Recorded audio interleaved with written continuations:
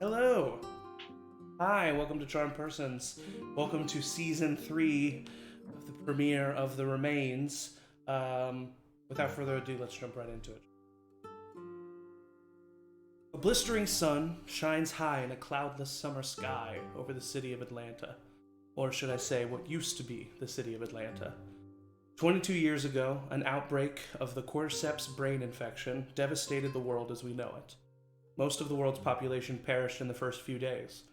Some were turned into horrific fungal infected monsters that are the things of nightmares. Arguably, they were the lucky ones, as those who survived were forced to return to a style of life where the only things that mattered were food, water, shelter. Some found themselves in rural areas, living off the land, but others took shelter in designated quarantine zones that were erected in most of the major cities. Over the last 2 decades, most of those quarantine zones have failed due to outbreak, riots, or sheer lack of resources. However, in late July of 2035, some still remain standing. Our story takes place in a QZ just north of Atlanta proper. As I said before, the intense heat of this day can be felt by every denizen of the Atlanta QZ. We see a destitute group of civilians wandering the streets. A mother, covered in sweat, dabs her forehead with a handkerchief as she returns from the jobs in the fields of the QZ. We zoom in to one of the windows of the larger buildings in the QZ, seeing a busy factory floor churning out two things: bullets and pills. In a nearby alleyway, we see a ragged looking man passing off a baggie of little white pills to another individual in exchange for ration cards. We sail by one of the main Fedra checkpoints, guarded by power tripping soldiers, begging someone to give them a reason to exert this limited power. The Atlanta QZ is a sad, twisted reflection of the world before. The meek have inherited the earth. Pockets of hope and joy can be found, however rare. One of these pockets of hope is the last remaining chapel in the QZ, and maybe the only functioning place of refuge for miles and miles. In this church, we see a woman exiting in joyful tears. Her fears have been dissuaded, however briefly, and the can of peaches hidden in her pack puts a smile on her face. We move further in, and we see this woman's savior, as well as meeting our first character. Sophie, would you like to describe your character? Yes. So my character is Levi Bennett. He's a descendant of what used to be pretty traditional Southern Baptists, but after the world went to hell, well, we had to change some things. God wasn't going to take care of us. We would do our best to take care of those around us. Levi is still relatively young by comparison of people who've lived through the worst of it. He was just a child when the outbreak happened. He's about 30 years old now. He's been world weary and beat down just as much as anybody else living in the QZ who's gone through this, but with his faith, he's got a little bit more hope than most and uses that to try and shed some light on the world around him. Wonderful. As you're kind of turning your back on the door, having just helped another random citizen, not random to you, but random to any onlooker, the door kind of swings open again, and in walks Hector Reyes.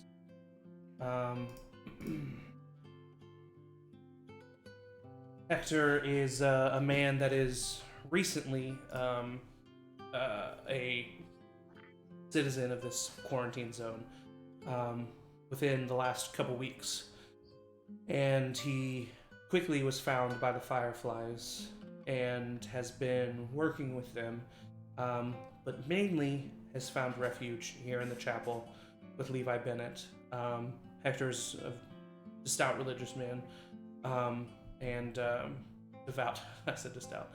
Devout religious man, and he has spent the majority of his time here in the QZ, here at this chapel. And as he walks in, he kind of takes off his beanie that he's wearing and puts it in his jacket. And he walks up to you. Hi, Levi. How you doing? Mr. Reyes, doing all right? It's good to see you. I just came from. And he kind of like looks around. Well, you know. And I talked to Lucy, and she told me that you already decided to agree to helping us. Is that true? That's right. He just gets you in a big hug and squeezes, and then pulls back. I know how big of a deal this is for you to leave the church, even if it's just for a couple days. But, Levi, you have shown me such kindness. You clearly were placed on my path directly in front of me by God Himself. I know it. And I understand your trust in this group, Fireflies. But who I trust is you. And so knowing that you're willing to accompany us and join us, I'm very thankful. Well, we take the messages that we can get around us, and sometimes that's just an instinct to trust one another. I'm happy to go. I mean, this will help all of us out quite a bit. And Yeah. I hope that you can come to trust some of the other people here, the Fireflies, the way that I do. I appreciate you saying that, and I'll tell you, this is a very large step in that direction. Speaking, and as he kind of continues starts his sentence, another person enters this chapel. A person you know well, Ricky Akers. He is a small teenage, probably 14, 15-year-old, wiry hair, skinny, but a confidence about him that does not belong to a 14 or 15-year-old. You know him as the regular messenger from Lucy Morales, the leader of the Fireflies. And he steps inside this room, looking at the two of you. Oh, hey, sorry. Hey, Ricky, it's all right. Come on. Yeah, thanks. Well, I guess, is it just the two of you here? He kind of like looks around. Here now. All right, good. What do you got? Lucy wants us all to meet tonight. Well, all of you. She says that you would know what this is about and that it's time. So meet at the HQ an hour after sundown, and she said bring whatever supplies you think you're going to need. Hey, thanks, Ricky. And I find some treat.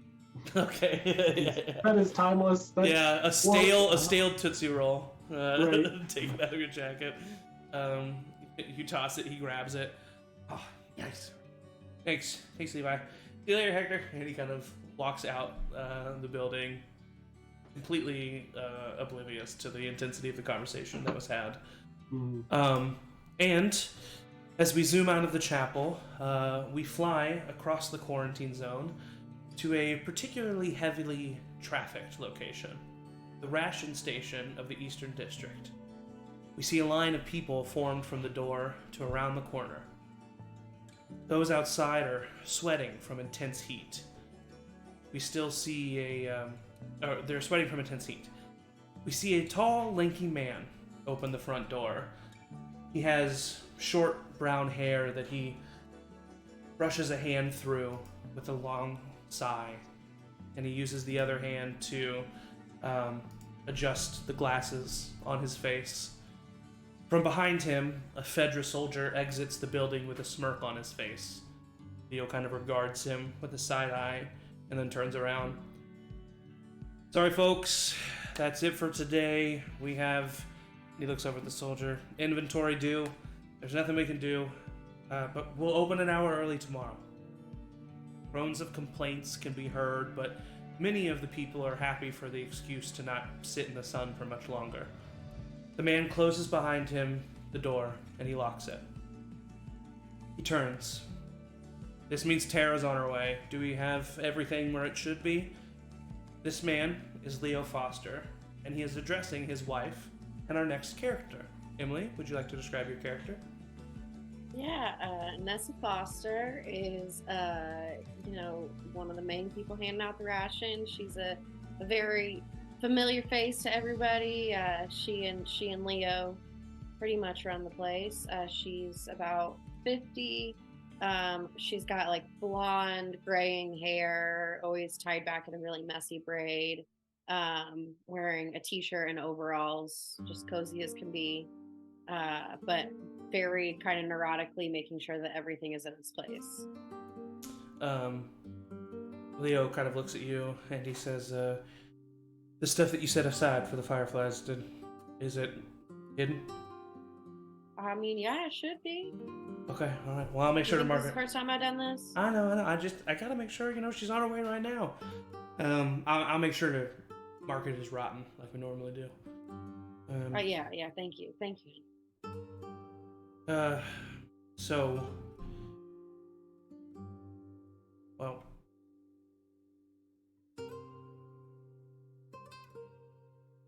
you said spit it out. Okay. I hate when you do this. Just say what you want to say. All right, well, Tara's coming over, and I think that maybe we should talk to her. I know you keep telling me not to. Talk to her about what? You know what? Her brother and sister are on the Fireflies. Maybe if we let her know what we're doing, then we don't have to hide everything so much. That is family business. If her brother and sister want to tell her what they're doing, then her brother and sister can tell her what they're doing. But we're the ones having to do all the work to hide everything. I understand, but I don't want anyone meddling in our family, so I'm not going to meddle in somebody else's family. You can go talk to them, tell them to talk to their sister. Nessa, maybe do that instead of convincing me here. They are meddling with our family. They're putting us in danger. Danger that you sign up for because you really believe in this group. And that's a conversation for another time, and I don't want to have that argument, but come on. How much more danger are you going to put us in if that goes wrong? I really don't like it when you're smart.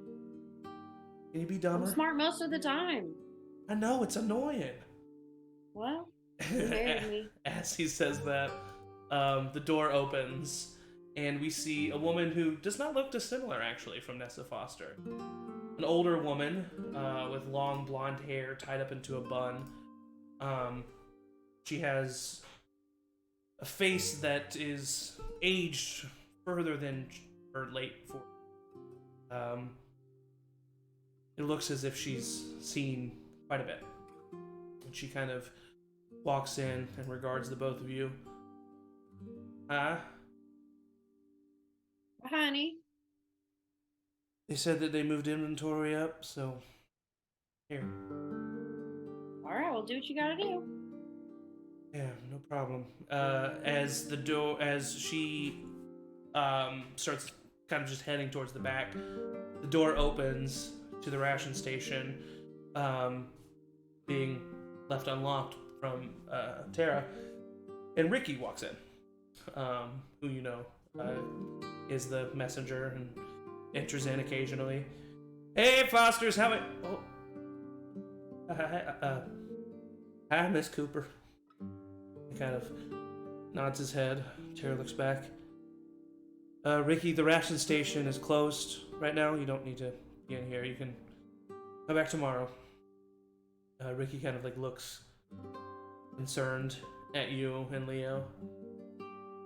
Yeah, you, honey, you come back tomorrow, and then like, is she like walking away? Tara's waiting for Ricky to leave.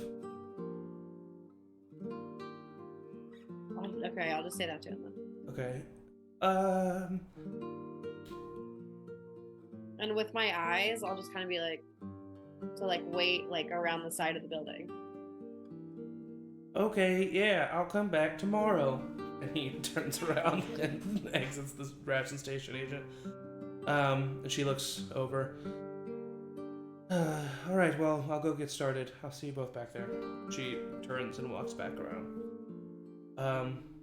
Leo looks at you, and he says, alright, well, let me know what Ricky said. Alright, honey, you need to just take a deep breath. This stress is going to kill you. You need to take a deep breath. Well, it's never good when he comes Everything's here. gonna be okay. And it looks like he needs something to tell you. Alright, I understand. We gotta deal with this first. Okay. We'll follow. We have to like go back with her. Well, Leo tells you to like go talk to Ricky, and he goes back. Oh, okay. So you step outside, and Ricky's kind of just leaning up against the wall. Did I do good? Yeah, you did perfect. I never would have thought anything. I'm trying to get better at lying because Lucy says that I'm shit at it. Yeah, here's a hint. You don't necessarily need to repeat the lie back. That makes it kind of seem like a lie. So when I say come back tomorrow, you could just say, okay.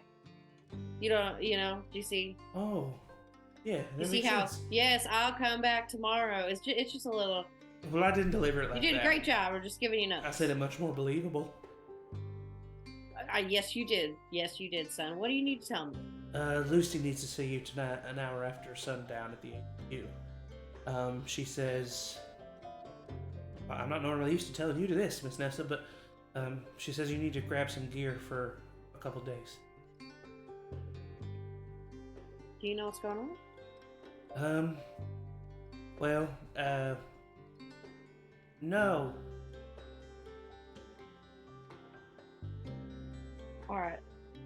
Son, you are getting much better at lying, I gotta tell you. But That wasn't a lie. I just know you. I Okay, just know you really well. I don't know exactly. I got a husband in there. I gotta. I don't know exactly what's going on. I just know she has me gathering up pretty much everybody. All right. But she says Leo needs to stay behind. He's gonna need to stay at the ration station. But you're gonna be gone for a couple days. That makes sense. All right. Well, thank you. I got more people I gotta tell, Miss Nessa. Okay, yeah. You did a great job. He like waits for a treat.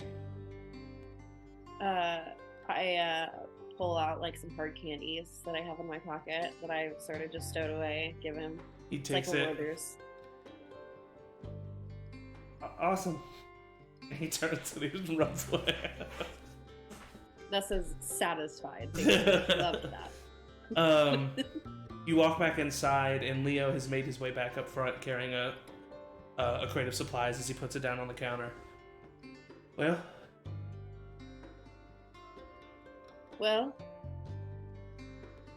how'd it go? well, what did he say, Nessa? Oh, did she go? Is she? No, she's back there, but that's why I'm up here. Oh, he said that Lucy wants to see me tonight, and that I'm gonna be gone for a couple days, but everything's gonna be a-okay. He said he doesn't know much, but he knows that everything's gonna be just fine. I don't trust what Ricky has to say.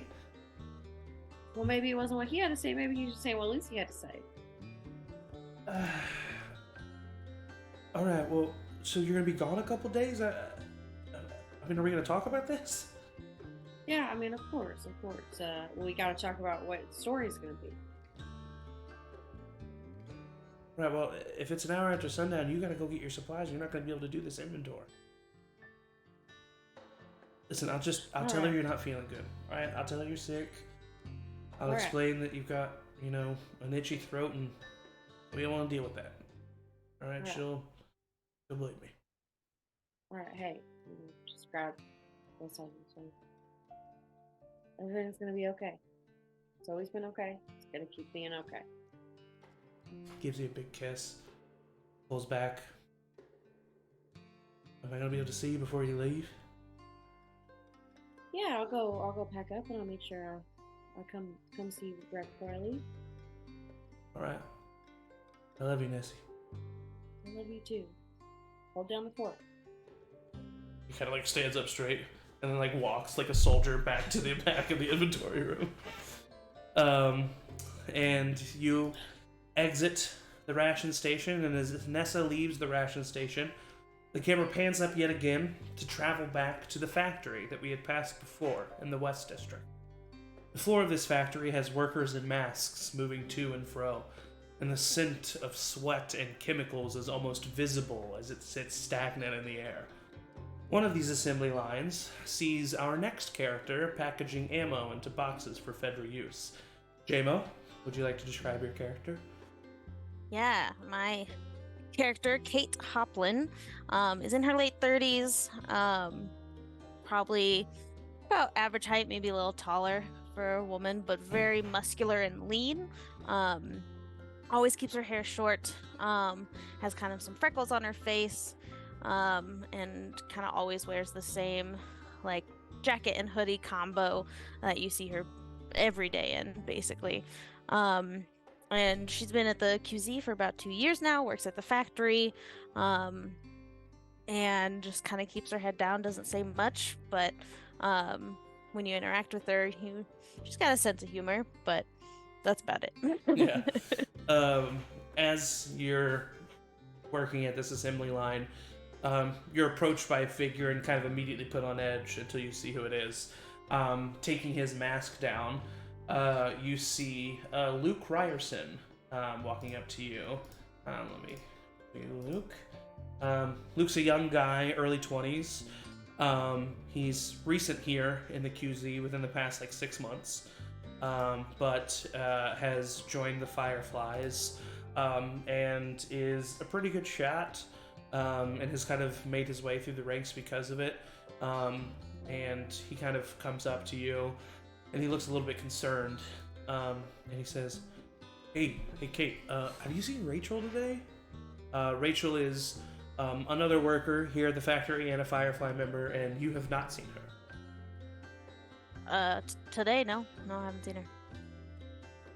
Bye. Yeah, no, me neither. Well, she's supposed to be working today, and actually, I haven't seen her now that I think about it in a couple of days. Like a couple of days being a week, or just 2 days? Yeah, come here. And he grabs your arm and pulls you aside as one of the guards kind of makes their patrol where you're gonna have a couple minutes before they get back around. And he says, I haven't seen her in 3 days, and the last time I saw her, she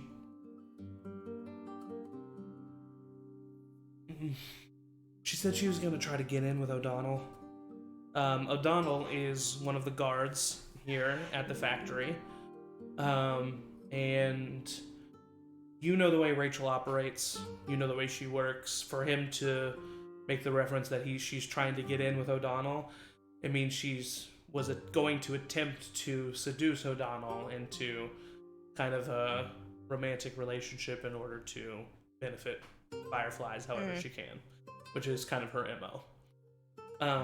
And he looks and he says, she said she was going to start Monday night, and I haven't seen her since. Did you say where she was going to try to meet up with him or anything? He said it's better if I didn't know. No, that's stupid. I should have had her tell me. And you know that Luke and Rachel kind of had a bit of a budding relationship, but it wasn't anything too serious. And he kind of shakes his head. Hey, I'm scared. Okay, I'm scared. Yeah, it's good. We'll find her. Don't worry. I mean, I'm sure it's nothing. She could be sick. She could be, I don't know. But we'll find her and we'll figure this out. And I'll take care of it. All right. He kind of looks over your shoulder, and you follow his eyesight, and you see O'Donnell. One of the guards is currently patrolling in this direction. And he looks over at the two of you kind of talking, and he says, Hey, get back to work, alright? Yep. Sorry. I'll shoot Luke away and be like, alright, back to work before you get us both in trouble, but I'll take care of it. And then he takes a step or two away. Hey, O'Donnell! Luke, I swear to God. And O'Donnell turns around, and Luke looks at you, and he kind of shrugs, and he says, I haven't seen Rachel clock in for a shift. I just didn't know if maybe is she sick? Have you heard anything? O'Donnell kind of tilts his head. For the first roll of the season, JMO, go ahead and give me a vibe check. I'm back! Okay, yeah. Yeah. Oh, okay. I got some good vibes. Wait, let me see I'm gonna check my vibes. Checking my vibes. But yeah, that's a 24. 24. Well, you may have some good vibes, but O'Donnell does not. O'Donnell, as soon as he says the name Rachel O'Donnell, you see a flash of fear across his face. And then you see his face kind of turn to guilt briefly, and then anger, as he says, "I'm not the fucking secretary, Ryerson. Get back to fucking work." And Luke just kind of like throws up his hands and says, "Hey, sorry, I didn't know." And he kind of nods, and as he passes you, he looks at you like Luke does. But he does pass you and walk on. O'Donnell kind of like makes sure he walks away, looks over at you. "You want to make sure that kid doesn't get in any trouble. You make sure he stays working, all right, Hopla?" Yeah, I'll make sure he doesn't get in any trouble. Good. And he turns and he walks away.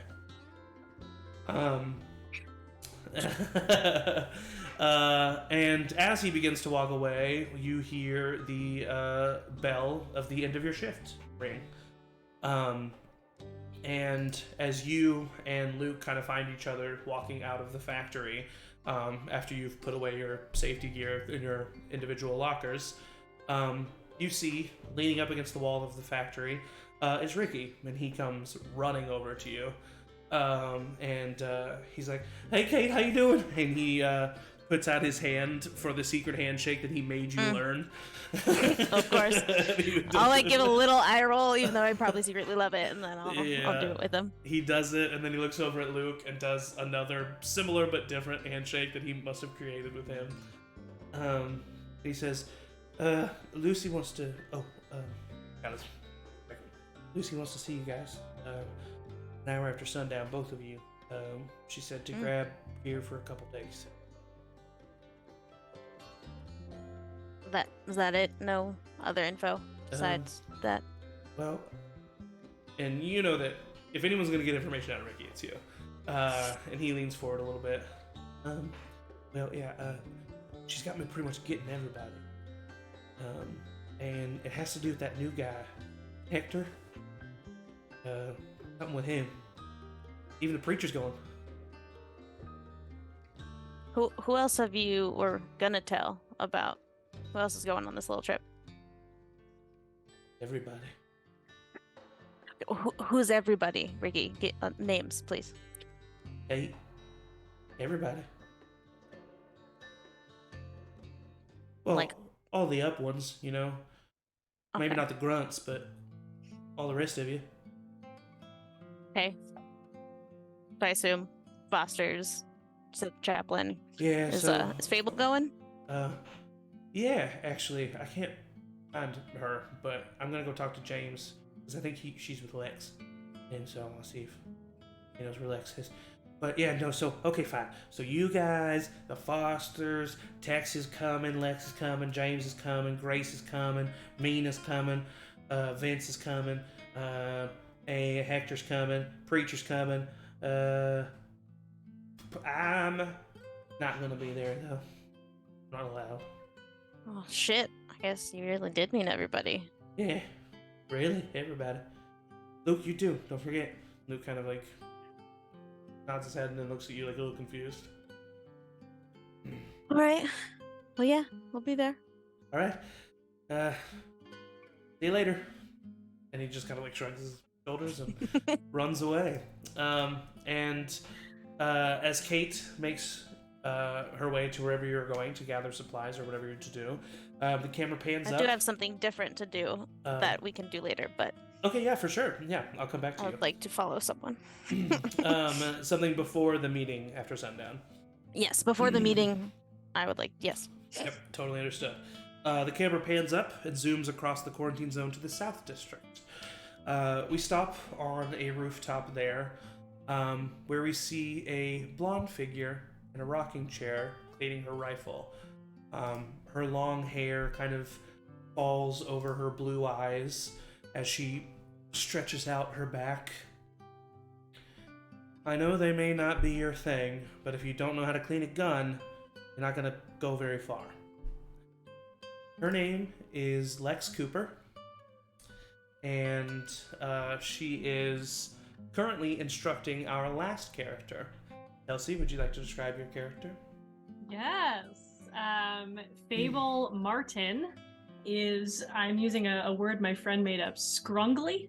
Like Amazing. a scrungly youth. So she's like 21, freshly 21, always wearing the same threadbare olive hoodie, no matter the weather or the heat. She does not have a southern accent like everybody else. She came from the north. So she arrived, I think, was it 2 years ago, into the QZ, and came with Kate, but does not really hang around with Kate at all. She keeps to herself. She is always biting on a pencil, sitting on weird shit, hood up, kind of a mess of this like brown, wavy, frizzy hair. Amazing. You currently have in front of you a handgun that you are cleaning along with the instructions from Lex. Yeah. She said, not well. Yeah. Not really well at all. She's like, kind of like half-heartedly. As a reaction to that, Lex just kind of sighs and says, "All right, you know what? Let's just not do this right now." And she puts her gun down. Fable, you've been here 2 years now, and I feel like you're still annoyed to even be here. And I want to get to know you. I want to be your friend. I feel like I've made a lot of efforts here, and this is not the way to go about this. What's up? What's up? Yeah. She like gestures at the world. Yeah. Shit. Yeah. As usual. I know, Fable. It's shit. I know very, very well. I know. But we've all seen shit, okay? And we've all been through shit. I traveled the entire eastern coast of this country. Yeah, entire eastern coast of the country. Yep, well, it's true. You can roll your eyes all you want. It's true. And that means I've seen some shit. And I know you have too. And what's the point of waking up every day if you're not going to try to take some advantage of it? She kind of like sits back a little bit and is like advantage how? Okay. She kind of like leans over on the rocking chair. Well, you've been here 2 years now. Mm-hmm. Has anyone... She's like very awkward about this. Lex is super awkward when it comes to this situation. Anybody caught your eye? Ew, what? Come on, Fable, you're a young kid. It's ridiculous that I haven't seen you hanging out with anyone your age. Like boys? Or girls. I don't know. Ew. Well, I mean... No. Make time go faster. Really? Does Lex have anyone? Like, does Lex have a partner? You would actually know that Lex came here with her partner Mina Aziz, who is the main doctor of the Fireflies. However, you would also know that they are no longer together. As of okay. As of like the last As of like the last 9 months or so. So she'd like cross her arms and get like a shit-eating look on her face, like, that worked out really well for you, didn't it? Okay, yes, you know what? I will say Mina and I have had our issues, but I wouldn't be here today. And that remains a fact. I don't know, what about... I don't know, what about Luke? I don't know. He doesn't talk to me. He's cute, right? I mean, I think he's a little cute. Even I think. I guess. Yeah, sure. But isn't he with Rachel now? So listen, and she kind of gestures to the whole world. I mean, Okay. But like, you look at Rachel, and then you look at this, yeah. and like she's got the hood up, like crazy hair. She's like, I see. I do math. Like no one, even I know that's not how that goes. You'll learn, Fable. And you know what? Maybe you won't. Maybe you'll just wind up old and cranky and alone. Seems like that's what you want. Well, yeah. There you go. And then she kind of like laughs. There's the door to the rooftop opens and you hear heavy breathing. Oh, jeez. I really wish I could have lived to see the day of elevators. This is ridiculous. And Lex kind of laughs and says, "Hey, Ricky." Fable will narrow her eyes and be like, "Ricky." Fable. He walks forward. Well, I guess I'm glad I found both of you.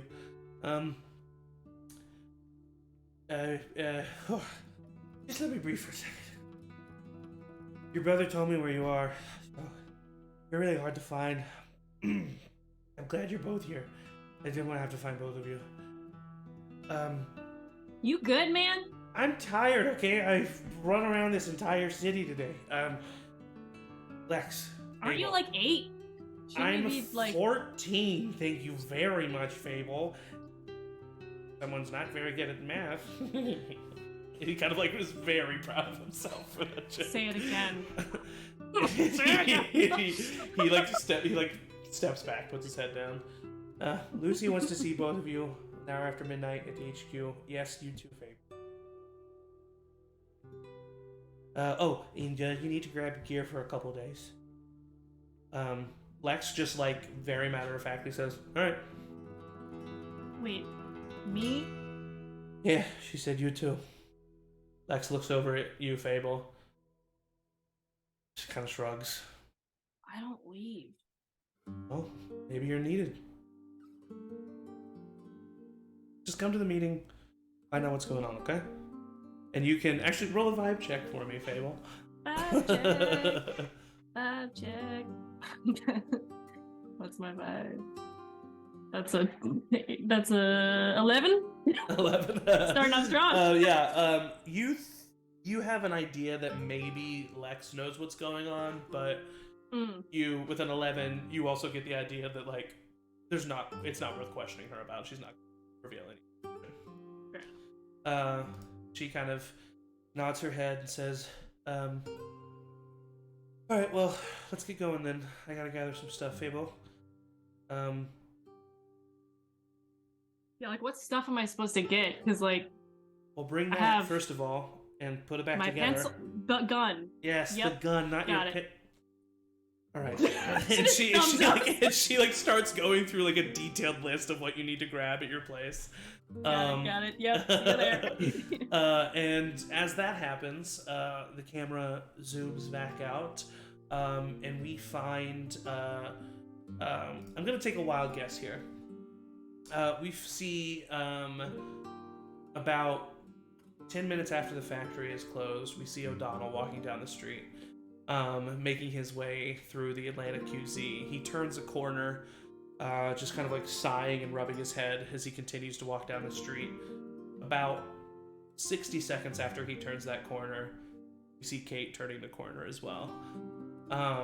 What are you doing, Kate? I feel like Kate knows his type enough that if he had nefarious things happen, someone bringing up Rachel to him, he might go and revisit an important location that has to do with that. Okay, yeah. So she's just going to spend a little bit following him just to see where he goes. If he visits someplace that isn't a house or anything like that, and just kind of take the time that she knows she has before she needs to go home and pack to just see those locations, and then if some look suspicious, check them out a little bit. Yeah, totally. So you follow O'Donnell until he eventually does come to a less busy road that has some apartment buildings on it. He walks into one of those apartment buildings, and you know that these apartment buildings don't have denizens in them. This is kind of an abandoned part of the QZ. and as you like make your way up to the door, you actually can very clearly see, like, you know how in, I'm trying to think of the best wording for this, but like a basement apartment or like a basement area, you know how there's like, if you go to an apartment building, there's the steps that go up to the main area, and then sometimes off to the side of those steps, like maybe even sometimes behind a railing, you can see like windows into like the basement parts. Yes, You know what I'm talking about? Yeah. You see him entering one of those basement apartments, and you see there's a table with like 3 other Fedra soldiers who seem to be playing a game of poker, who kind of greet O'Donnell, and then O'Donnell like takes off his gear, goes over, grabs a beer, which you know to be a pretty rare thing, and he goes and he sits at the table, and you see that the 4 of them are playing poker. When I look in the window, I assume it just kind of looks like a standard 1 bedroom, so I can likely see like a closed bedroom or open bedroom door or bathroom. Yeah, you see an open bathroom. Doesn't even have a door on it. You see the door that is very clearly the front door, because there's like a peephole, looking hole, and then off to the side, you see what must be the bedroom, and the door is cracked, but it is off to the side, so it's a little hard to see exactly what's going on. And clarifying question, is Rachel a part of the Fireflies or just has a thing with Rachel Luke, is a part and of the that's Fireflies. how? Okay. Yeah. And was she in the list that Ricky rattled off as supposed to be going on this trip or not? Okay. Yeah.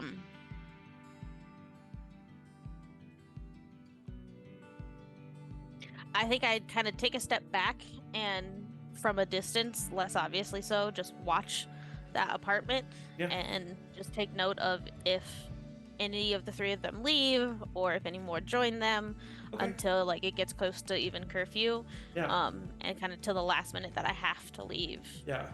I will say, because you spend your time waiting, at one point you see one of them head into the bedroom, and he kicks open the door, and you see an empty room except for a just like ramshackle bed that he collapses into.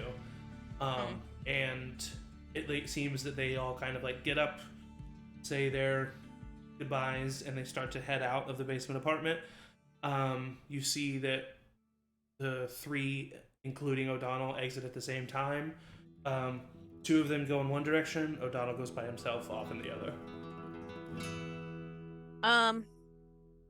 I'd like to revisit the apartment after on my way to the meeting.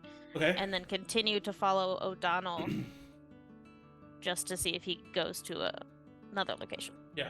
O'Donnell ends up going to what you definitely know to be living quarters of Fedra soldiers.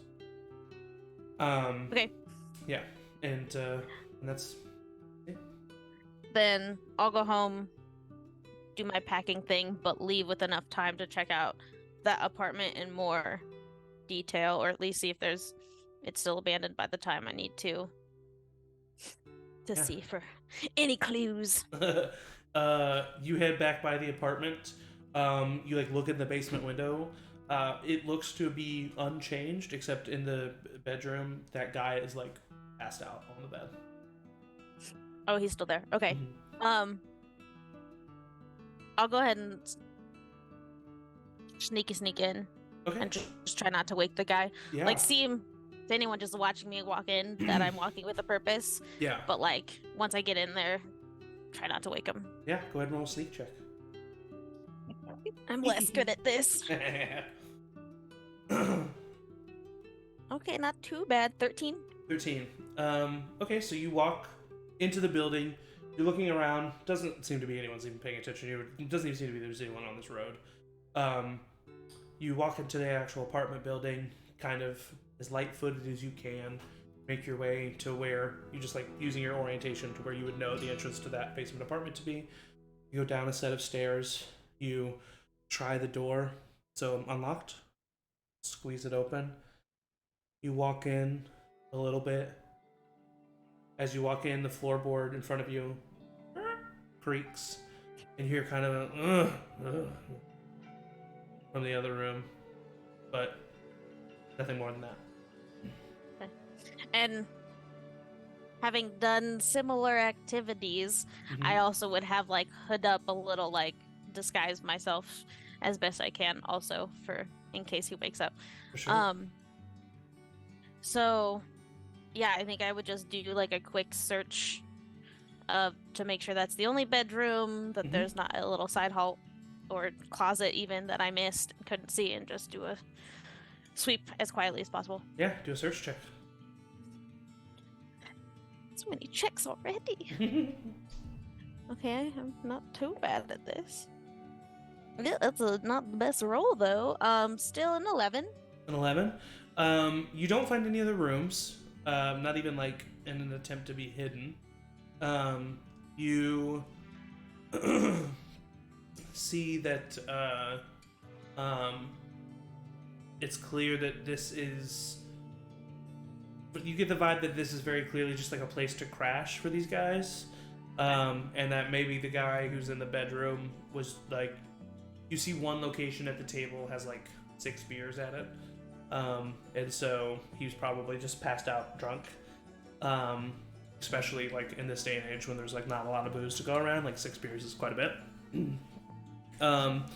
And you find not much else other than that. You don't find any sign of Rachel. You don't find any sign of really anything nefarious other than the fact that like they're clearly like gambling with ration cards, which is like an illegal activity when it's Fedra. So, but yeah, that's what you find. If they drunkenly left any spare ration cards, I'd grab those. If Yeah. there is a Easily. beer unopened left around, I'd crack it open and chug it. Okay, for and sure. then Yeah. Leave. Yeah. So you head out, not feeling probably very satisfied with your findings. Is there anything else that anybody in particular wants to do before you head to the meeting, or does everyone just kind of head to the meeting?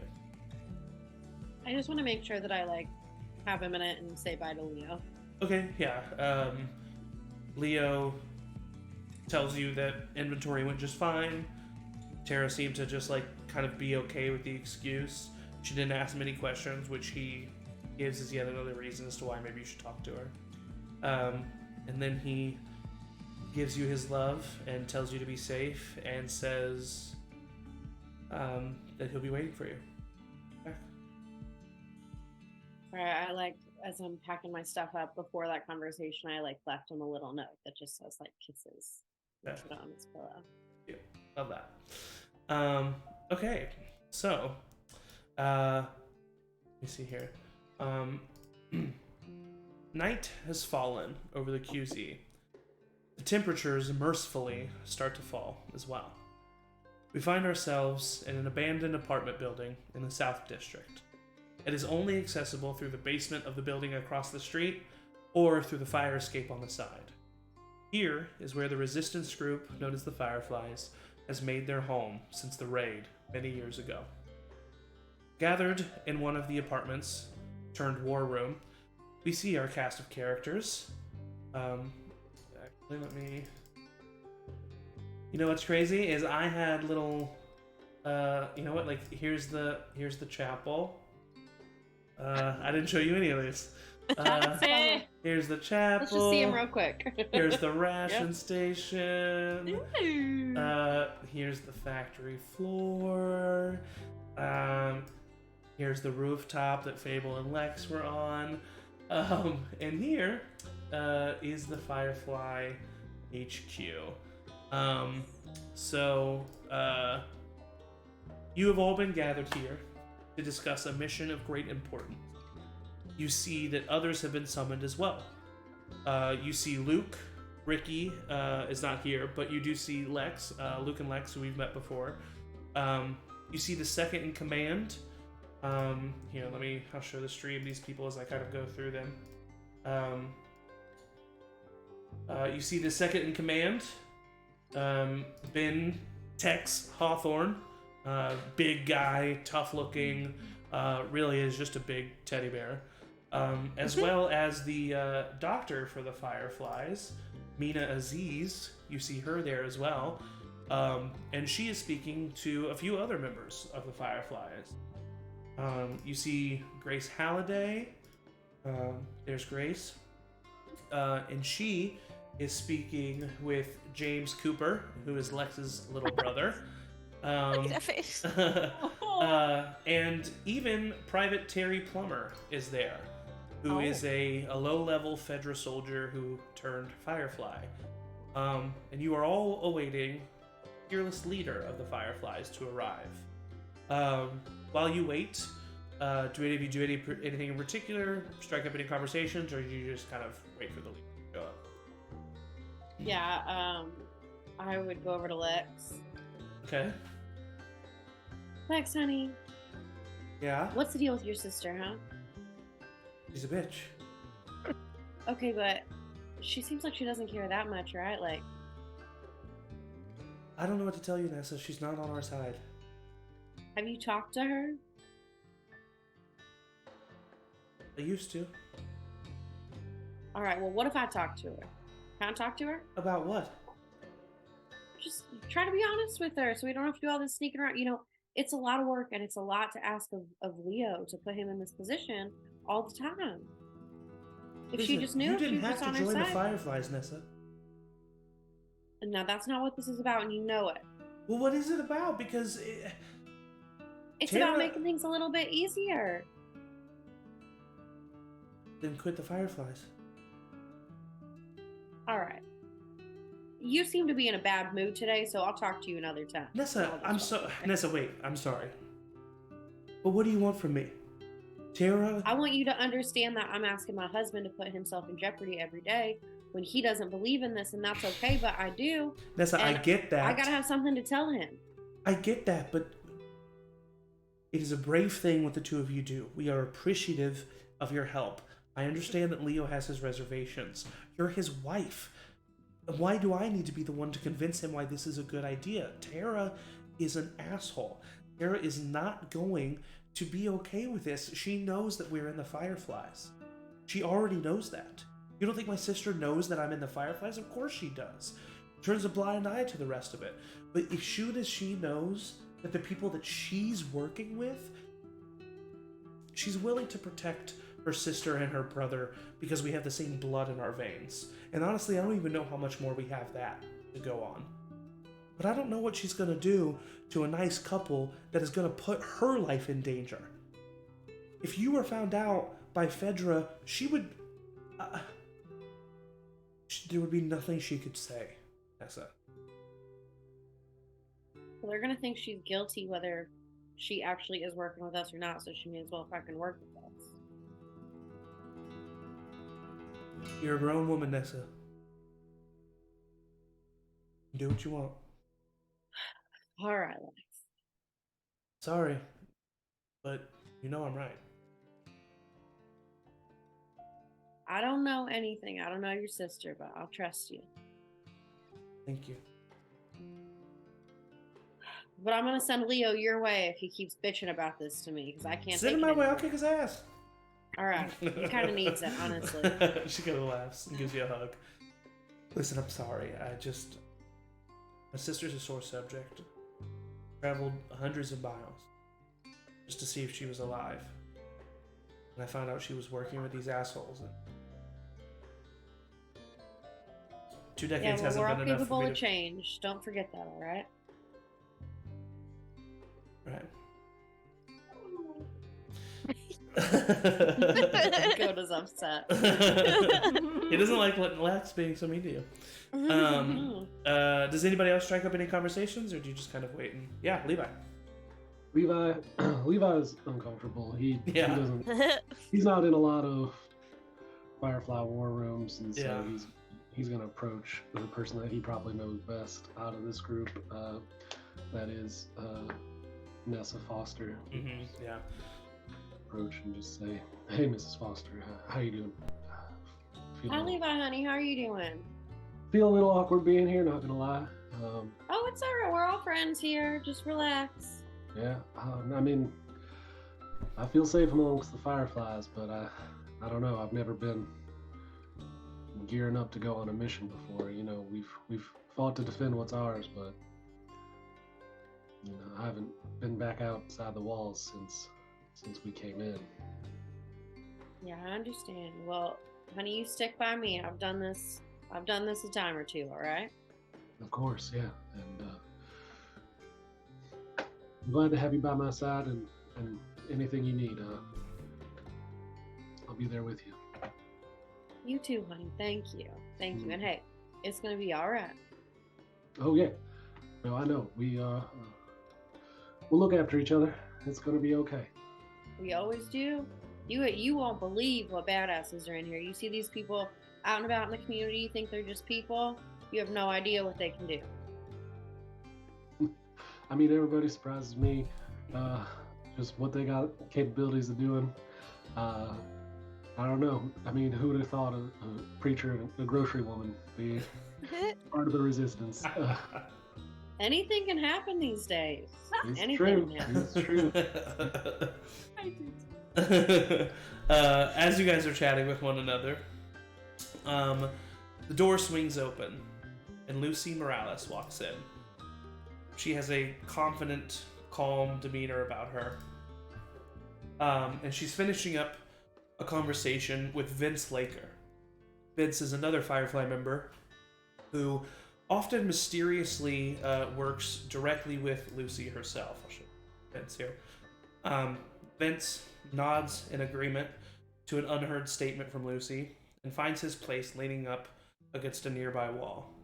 Lucy takes her usual spot behind the large center table covered in maps and lists of supplies. She begins to speak. Hello everyone. Very good to see you. I'm very glad all of you are here. I know that it might seem strange as to why I brought in all of you, but that'll all be cleared up here in just a moment.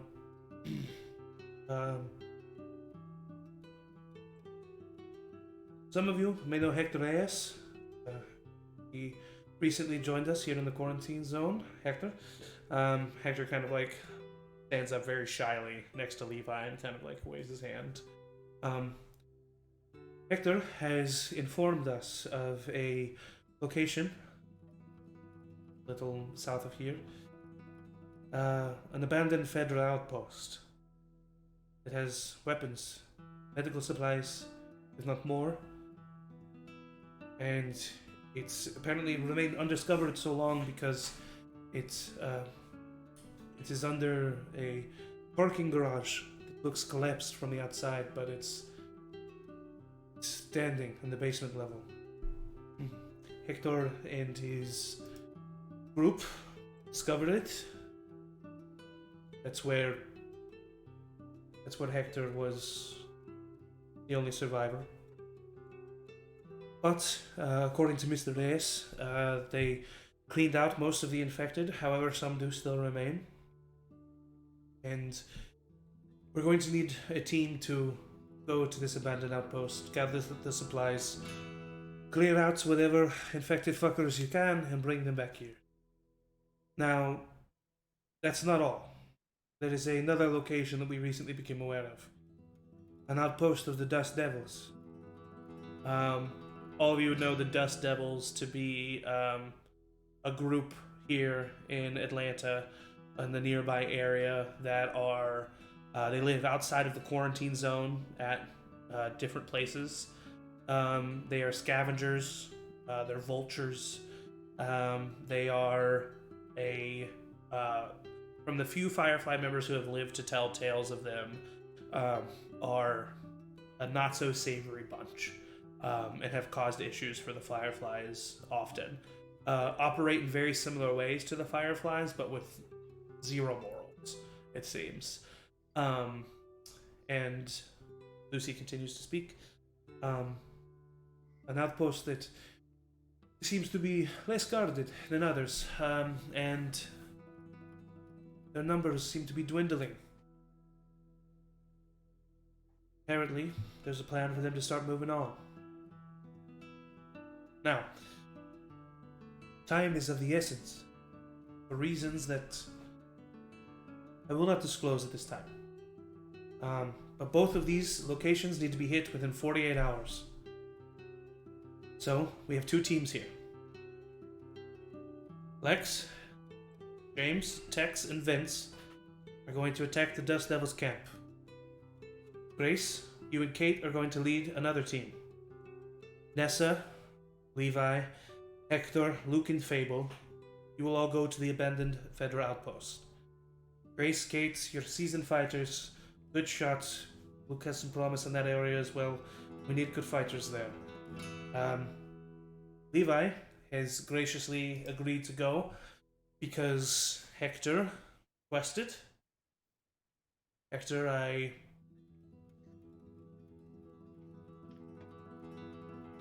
do not blame you for your hesitance to trust us Fireflies, and I am thankful for Levi to be able to show your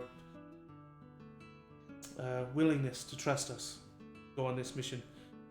I do feel the Fedra outpost with the few infected is going to be an easier location to hit, which is why I am choosing the more green members. Fable, you are very important on this mission. It seems that the major stock of the supplies in the outpost, the reason why Hector's group was not able to get them, they are hidden, not hidden, but locked behind keypads that activated via generators. You say you're good with math, you say you're good with numbers. It's time for you to show us this. Yes? Good. Nessa, you will be accompanying them as well. Because of my amazing fighting skills? Of course. You hit the nail on the head. And she kind of chuckles. Listen. We have been working very hard. The numbers that we lost since the raid years ago, they've been hard to bring back up. The supply's even harder. We are right on the edge of a fantastic opportunity. And the supplies that you can gather will make sure we are successful in this opportunity. I know some of you have never been on a mission for the Fireflies before, but I am putting my trust in you, because you have put it in us so far. Alright, now here's the part I hate. Any questions? Kind of looks around the room. Oh. I'm impressed. We knew it was gonna happen. Yes, but... Kate. Oh. When can you disclose why exactly there's a time limit on these missions? When you That's a return. good question. After we get back? Yes. Seems a little backwards to me. Kate, do you trust me? Yeah. Then I'm asking you to show some of that trust now, please. Alright. Thank you. Any other questions? Abel, Can I ask him a question? who do you point to? Hector. Yes. What happened to the group? Hector's head kind of immediately falls. Levi puts his hand on Hector's shoulder. We were traveling to the Atlantic QZ, and we were traveling underground at a certain point to avoid some dust devils. And we found an entrance, this underground parking garage. The building looks completely destroyed on the outside, but surprisingly, the bottom floor, it remained completely untouched. It seemed Fedra left there in such a hurry. But it seemed the reason why they left there is because there was an outbreak. There's lots of infected there. Runners, clickers, even one big ass motherfucker. But we fought hard. But we didn't fight hard enough, and I was able to survive due to the acts of others that are more brave than me. And I was the only one that was able to do so. I would imagine that there's roughly half a dozen infected still active. And the place is completely sealed off, so that number would not have dwindled or increased. Everyone in the room, like, first of all, this music does not match the vibe. Bad vibe check. Everyone kind of very solemnly is like nodding their heads. Yeah, Kate. I just want a vibe check. I'm a suspicious, Yeah, suspicious please. mofo. Yeah, vibe check. Yeah. JMO is definitely one of my most suspicious players. I am hell. Yeah. That's why I have to make all of my characters suspicious, because I am suspicious. I love it. It's only a 9 though. 9. Yeah, I mean, you sense complete truth from this man. There's an awkwardness in the act of delivering this information. But you don't sense any nefarious or hidden agenda. Cool. Yeah. Fable will like nod, and as the story is being told, her eyes would like flick over to Kate and then like back. Yeah. But she just shuts up after that and just kind of crosses her arms and. Well, is that all the questions that we have? I got one. Yes, Nessie. How are you doing, Lucy? You seem a little tense. Have you been doing those breathing exercises? All right, so I'm glad that there's no other questions. Rubs her hand. How are you doing? She says, Tex, please, your group is ready. And Lex and James and Vince all kind of nod their head, and the 4 of them leave and exit the room. Yes. Before anybody left, Okay. Levi would raise his hand Uh-huh. if to ask a question, and Okay. then Ed would take Mr. Reyes's hand and Nessa's hand and bow his head. Yes. I love it. Lord, we live every day on the knife's edge of hope. You keep us always reaching forward for that glimmer, and here we are once again, reaching out our meek and humble hands for something that we can bring home and make every day here in the QZ a little bit brighter. I want to say that you live in that space between humans where we can fall apart or we can lean into trusting one another. And that is where we find ourselves now. Lord, I hope you give us the strength to complete this mission and to trust those to either side of us. In your name we pray. Amen. Hector squeezes your hand. Amen. Tex has a single tear going down his eye. And he walks over to you, Levi, and just like a big hand caresses your cheek. And he says, God damn it, pardon my French, Levi, but Jesus, pardon my French. I needed that. And he just kind of grabs your shoulder and then gives you a good just gives you a good shake and then walks away. Lex looks over at you, Fable, and she just kind of goes.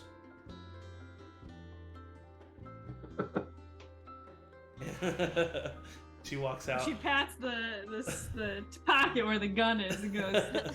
Lex rolls her eyes and walks out of the room. Lucy looks over the rest of you. The rest of you, going to have to exit the through the tunnels. Kate, Grace, you've been down there before. You're gonna understand how to get through it. You'll exit in Slum City, and you know Slum City to be kind of like an abandoned, almost like homeless tent city that is just outside of the QZ. And from there, Hector will be able to show you the rest of the way. I appreciate all of you for being willing to do this. And I wish you the best of luck, and should you be successful on your mission and show this display of trust, I will return it. Okay? Lucy, before we leave, can I have a word? Yes, you can. Actually, Nessa, I want to talk to you first. Just give me a second. Kate. Oh, I get the first secret. All right. Yeah, I can wait. Lucy pulls you aside, Nessa, and she says, Nessie, I appreciate you being willing to go on this mission. I know that you haven't really done many outside missions for us. I know that you're leaving Leo behind, but other than Grace and perhaps Kate as well, despite how new she is, I trust you a lot. And I also trust your attitude and your loyalty. And I know that you'll keep this group on track, but also I would like for you to report to me how they are when you get back. Man. We have some rations that we were able to gather from the last batch that you sent us. So those will be for you when you leave. But just, I wanted to personally thank you and apologize for making you leave that nerdy husband of yours. He's gonna be alright, and I could use an adventure now and then. Well, good. I'm glad I can provide it. Hey, Lucy. Yes? Okay, Wrinkles. okay. Wrinkles. What? Oh, What? Nothing. No. You know, stress will give you wrinkles. That's all I'm saying. The tea. She Never looked better. She walks away. And as she pulls aside, she'll just pull aside Kate. So, yes. Yeah, well, first thing, and I'll take out just like the one or two maybe ration cards that I happen to find at that place. Just be like, found these, figured someone around here, maybe one of the young, dumb, and stupid, found could them? have it. Ricky. You know what? Yes. You found these? Yes, I found them. They were just on the ground. Yeah, they Yay. actually were. They were just on the floor, and I picked them up. Hmm. Thank you, Kate. She puts them in her jacket. And the other thing is, and I'll lean in a little closer and do the like, this is a little bit more intense conversation vibe. Luke came to me at the factory today and said he hadn't seen Kate in a while. And for that reaction, I feel like you might already know this, but he thinks O'Donnell has something to do with it, and was Really? dumb enough to try to confront him about it. And you know I have a good read on people, and that asshole has something to do with it. I don't know what he did, but he had fear, he had guilt, Kate, and then he was mad. So Rachel's.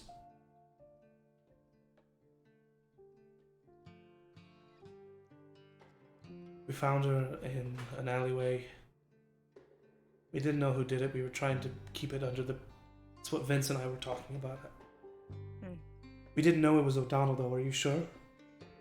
I can't be sure, but I would not be surprised if he was involved. I don't know if he was the only one, but... And if you found her, I'm not necessarily saying you gotta do anything about it, but...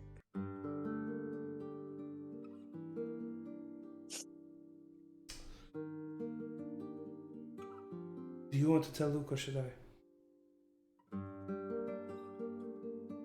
I'll tell him. I don't know if I can handle that right now. That's fair. Kate, I guess I do have a question for you. Are you in... Is it going to be an issue with you and Grace? Oh, no. Okay, I didn't An think so. issue. I just wanted to make sure. Yeah, Okay. no. I mean, I don't think so. No, she doesn't either. No, she doesn't either. Oh, okay. That's not my They- business. Not my business. It's a fair question. I'll say, you know, it's fine. Yeah. Okay. Good. I'm gonna be awkward about it. As soon as you say "be awkward about it," Mina walks up. And Mina, nods towards you, very, barely making eye contact with you. Lucy, I brought what I was able to get from the infirmary. It's enough for one other medkit, but that's what I have. And Lucy kind of nods her head. Thank you, Mina. I appreciate this. And she takes the medkit and she hands it to you, Kate. You don't have to carry this, but for your team. Great. I mean, yeah. Always can use more of this, so. I also have one rifle and one shotgun that I can spare. I'm assuming I'm going to give them to you in grace, but you can do with them whatever you want. Yeah, for now, I think we'll be the two to take them and can change that if needed. Wonderful. Alright, well, you should probably head down to the tunnels.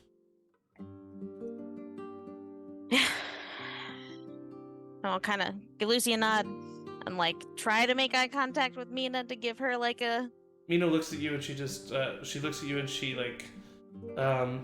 white person smiles. Mina's not white, but she white person.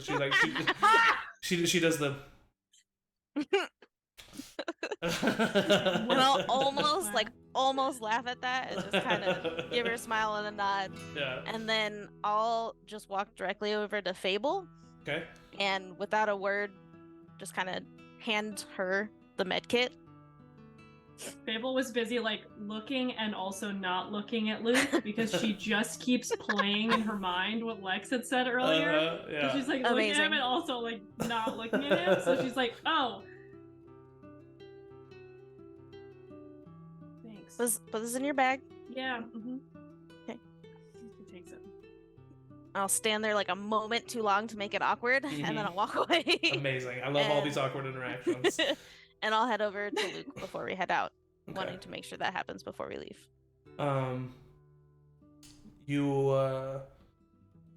Grace starts to lead most of you out of this apartment building and down the stairs. You and Luke follow in the back as you've kind of pulled him aside. Hey, I saw you talking to Lucy. Did you tell her about Rachel? Yeah.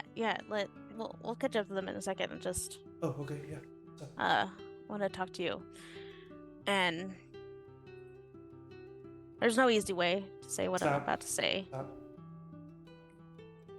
I'm sorry. Yeah, whatever. Can we just go? Good to go? No one would blame you if I'm fine. you stayed. Just, can we not talk about this right now? And you see just I get it. But I also get that this plays into dumb moves.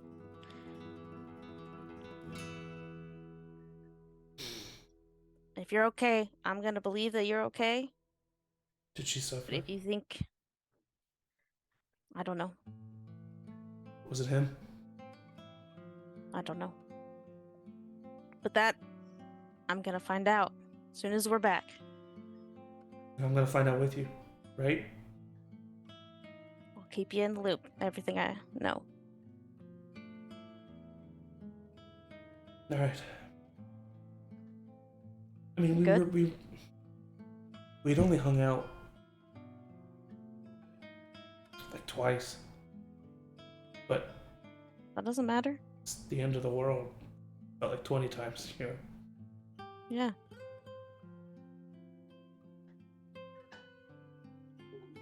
Sometimes once is all it takes, you know? She was always so much cooler than me anyway. And she's 5 years older. Way out of your league, man. Yeah, I know. I know. He kind of chuckles and looks at you. Thanks for telling me, Kate. Yeah. I'm gonna be okay. I don't know. Okay. For some reason, it's not really hitting me that hard. It's hitting me. It's not that I'm not loving it. It sucks. I don't know. It just... Is it so horrible to say that there's a part of me that just keeps thinking, I'm still here. No. It's not horrible to say. It doesn't make you a horrible person. That's the shit world we live in. Yeah. Okay, well, we got a long night ahead of us, so. Yeah.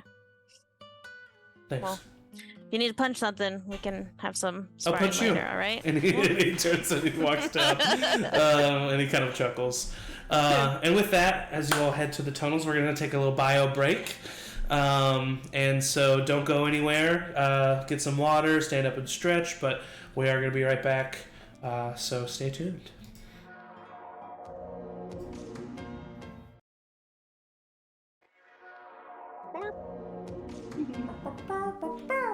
I wonder if I'm going to get DMCA'd for that. J-Bo's gonna be shut out this whole game. Hi, everybody. We're back. Too bad I didn't find any clues. I hope that you hydrated yourself and maybe stood up and stretched. But you know what? Or I'm not your dehydrated. dad. So... But I am. Do whatever you... But JMO is daddy. So welcome back. Where we last left off, our group newly thrown together, some close companions, some new acquaintances, some practically strangers. But we've been put together by a mission for the Fireflies, and you are making your way down the building and into the tunnel area. These are maintenance tunnels that ran underneath this, basically suburb of Atlanta, except a little bit closer. It's there's still tall buildings and stuff in this quarantine zone, but you're definitely outside of Atlanta City proper, as Atlanta City bombed. But in this section of the city far to the north, you are able to enter into these maintenance tunnels that have been used by the Fireflies often to get to other districts, or in the case of this mission and other times, to get outside of the walls.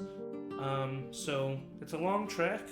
It's going to take you, almost an hour to just walk where you need to get to.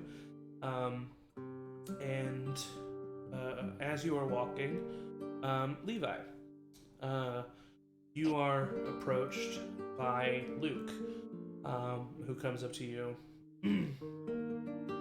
and he says, what should we both know each other, obviously. We're calling you Mr. Bennett? Father? Oh, no, there's no. Okay. Oh yeah, that's a Catholic You thing. can just call I me. guess. You can just call me Levi. Levi. Yeah, well, you don't need to be so formal, but yeah, Luke. I'm glad to have you here. Your first mission, right? Yeah, I mean, I've helped out the Fireflies for years, and I've been happy to be a part of it. But yeah, I've not been outside the walls. Yeah, I mean, it's crazy out there.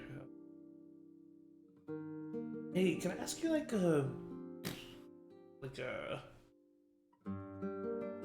personal, but also existential question? Sure. Yeah. How can you still believe what you do?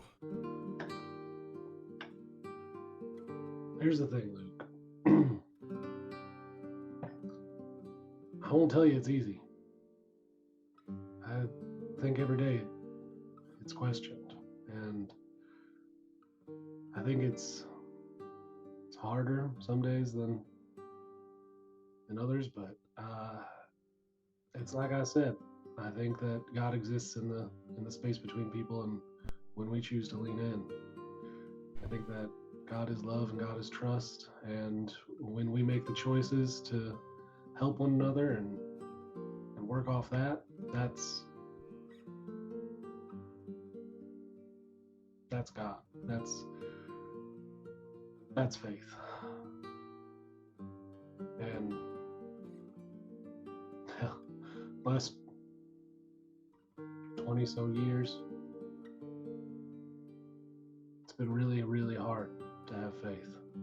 And I think that's why it's more important than ever than make the choice every day. You know, Let's try. I don't I don't remember a time before everything, you know, was less than a year old. But heard things, and I know that you must have been pretty young, but to see the world the way it was, and to see it now, and to still have the faith that you do, it's impressive.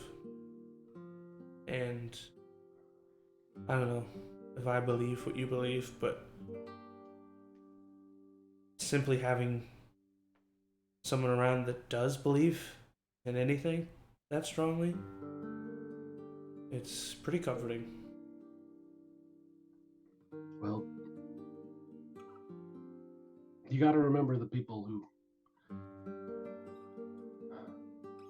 got us here, who got us through the last 20 years. Got to remember the things that we lost along the way. And you got to remember the people that we lost. And it is hard to look at the good amidst all this, but I think it's what keeps us showing up. It keeps us trying to do the best we can for ourselves, for the people around us. My dad died trying to do right by his neighbors, and I want to try and do the same.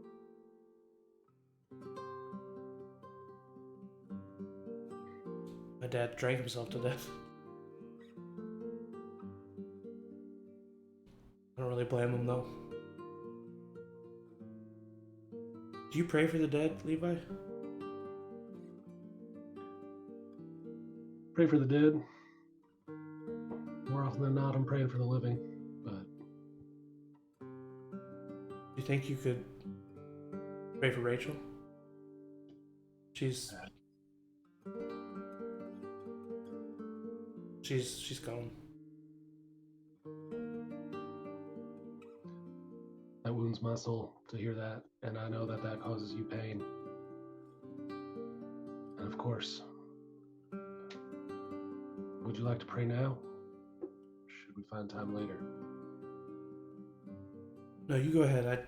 I just think that someone should.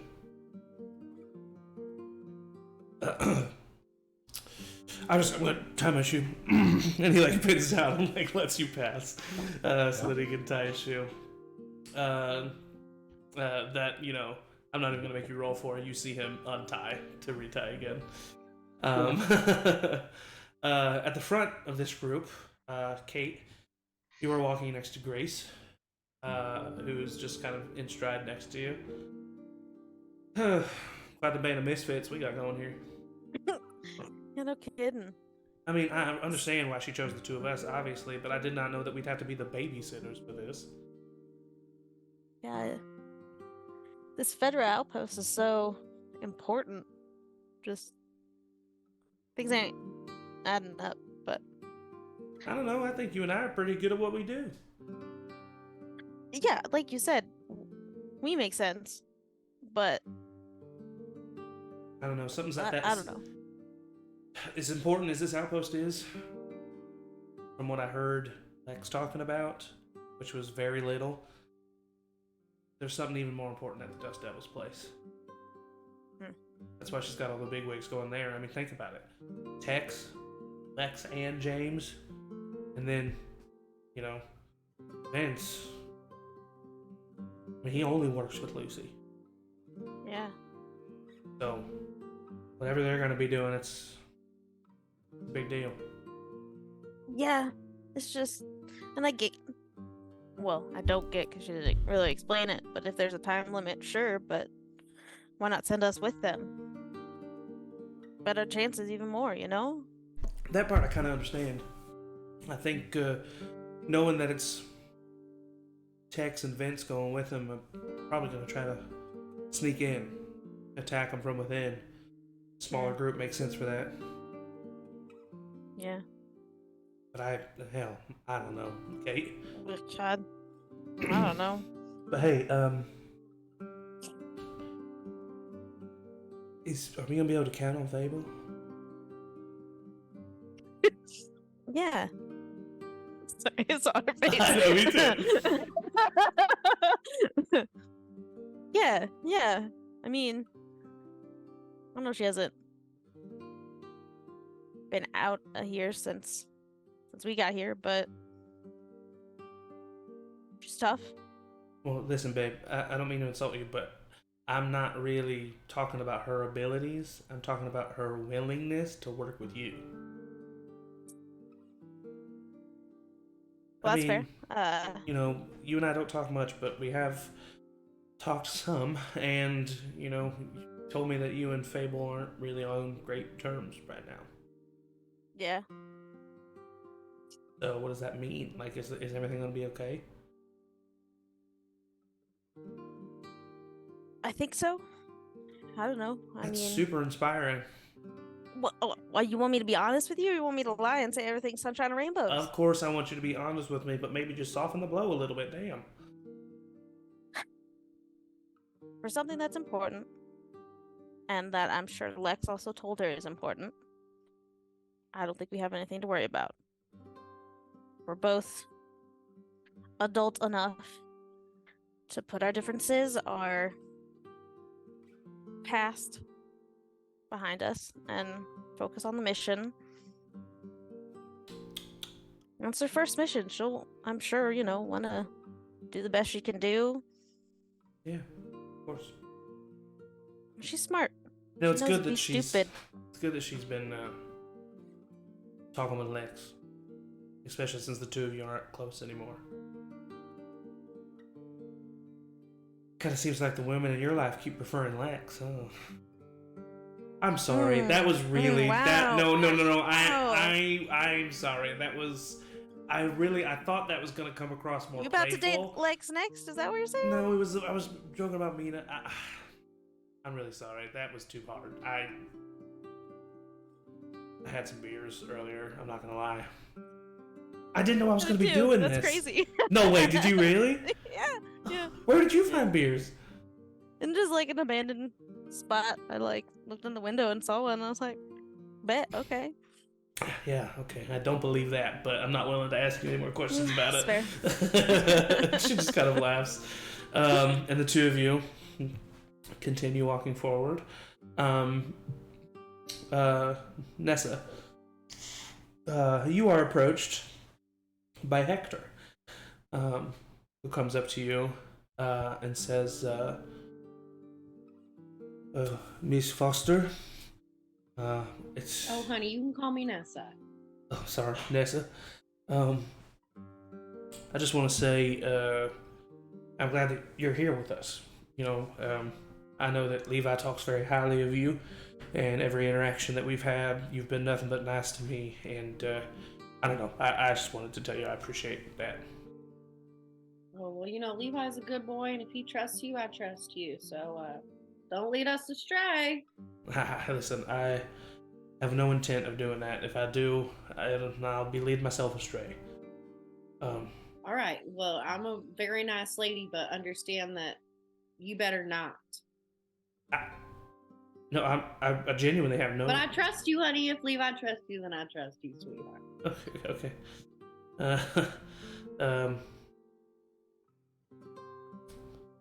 Do you trust... Are you all right? Do you trust everybody here with us? Oh, well, I don't know everybody so well, but if Lucy trusts him, I trust him. Y'all kind of seem to be trusting each other based on the trust of other people. It's kind of the vibe I get around here. It's like, well, I trust him and they trust them, and so I'm going to trust you. Well, when you're working with an organization as secret as ours, there's no other way to do it, really. No, it makes sense. I just didn't think that kind of thing could still happen, I guess. I've been so wary of everything since y'all welcomed me. Because I forgot that the word welcome was in my dictionary. Have you ever been outside the walls, Nessa? A couple times, and I was outside for a little while before I got here. Not really outside for long periods of time. I mean, to be honest with you, son, no. It's a different world than the world you've been living in. Believe it or not, it's much worse. You know, I may not be out much, but I stay very informed. So, you may not know, but I know. Well, again, glad to have you here with us. All right, honey, and again, if any friend of Levi's is a friend of mine, so if you need anything, you let me know, all right? All right. Yeah. And he kind of quickens his pace to continue walking. Yeah. Okay.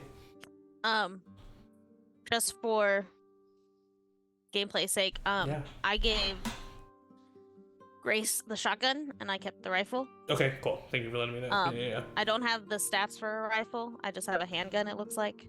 Oh. Could probably go to another one, but is there a tab? Is the rifle on the tab weapons list? The weapon list tab. oh hey, there's tabs. Sorry. Yeah, the last time you played, Wow. there wasn't any tabs. There wasn't. There was just the character sheet, and what you had was what you had, man. Technology. So it should be Well, there. the Rifle, technology. right? Yeah, it is. Cool. Okay, cool. I'll just move that over for now, just so I don't forget that I have it. Well, now that you Oop, see wrong the button. stats, do you still want to keep the rifle or do you want the shotgun? I still want the rifle. Okay, cool. Yeah. All right. And then Sorry. Also, no, I just we don't have to role play through it, but I also would let Grace know about Rachel and that I told Luke just to Okay. make sure as another leader of the group, kind of she's aware of the situation. Totally. Good. That's it. Levi? the stuff in our equipment Yes. is stuff that we have. Okay. Yes, that is stuff that you have, including the crafting materials. You do have one of everything. Oh, okay. Yeah, I think that I gave you all stuff that you actually have, and then like maybe you should now have 2 med kits technically. I think. Did I give you one to start with? Abel, sorry. I did. Okay, Yeah, cool. I've got So you have 2 2. now. Perfect. Yep. Perfect. So yeah, I think everybody should have what they have. I guess.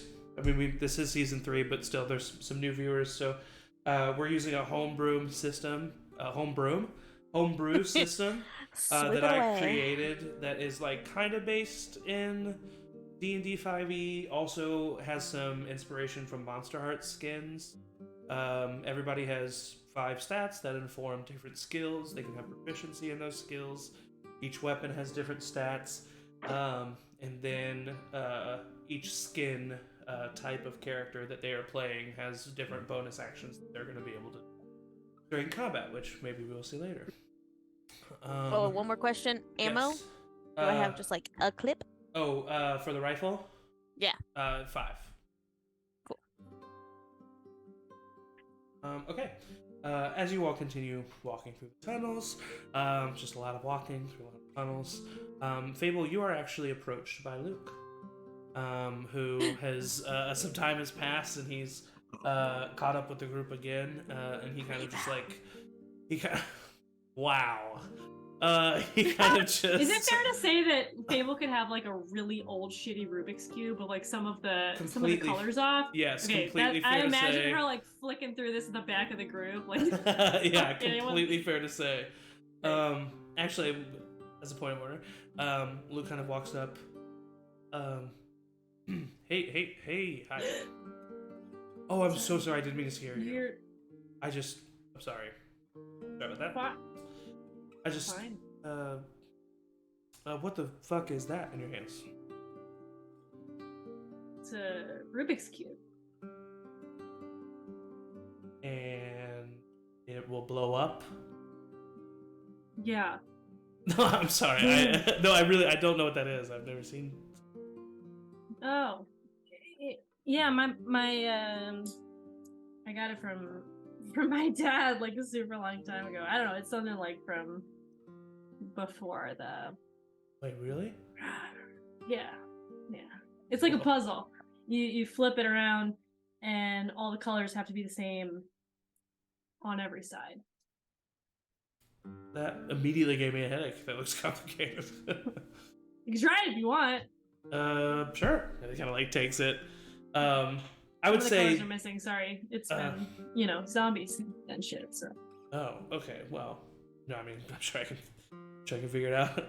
And Fable has spent enough time with this Rubik's Cube over her years that she it's like you have the patterns memorized. You know. She can do it in like 20 moves. Exactly. Yeah, So done. you see him just completely messing this Rubik's Cube up and like going in the opposite directions of what he needs to do, and he kind of. You know what? You're doing great. I don't think that I am. And I'm just gonna leave this.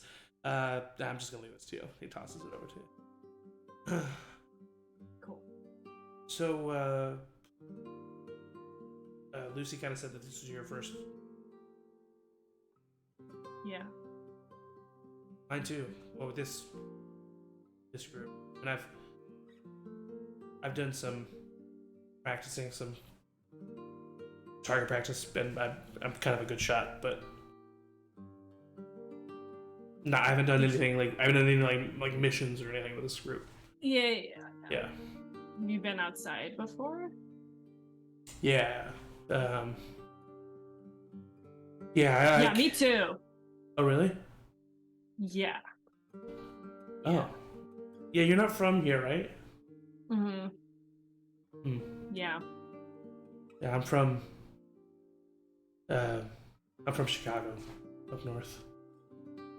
Shut up. Well, Shut up. no, I am for real. I really am. You're fucking with me. Are you serious? Yeah. I mean, I know it's a long way to go, but I really did do it. I mean, No, me yeah, same. What? Yeah. I Okay, mean, so now you're fucking with me. No, like not. I mean, I guess I was like a baby when I was in Chicago, but like. Well, yeah, I mean, same. I Yeah. grew up in like. Yeah, that's wild. Wait, for real? Like that's so crazy. Yes. No, sorry. Yeah, no, I believe it. Yeah, we went into. Well, Mom says that we went into Wisconsin, and we stayed there for a while, and then. So you went north first. Yeah. And then down. Yeah. Yeah. We went south first, and then I just kept going Oh. south. Well, look at us now. A couple of orphans all the way in the south. Sorry, that was. I shouldn't have. I just assumed because you and I. Yep. It's the hood, right? Nope. It's the lack of parents that kind of did it for me. But I mean, I thought honestly, No, I was just trying to. Like you assumed I thought you were apologizing for assuming that. Never mind. I have put my foot in my mouth. I was just like, Yeah. I also don't have, and I just was trying to relate on that. I definitely talk to people. Well,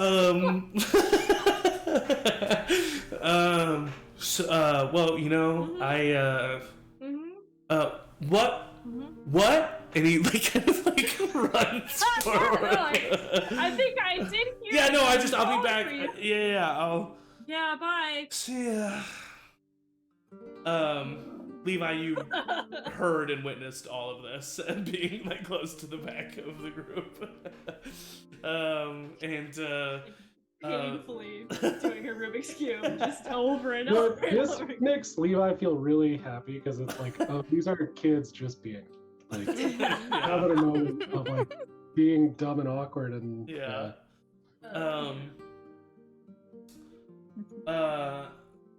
As this moment kind of happens, oh,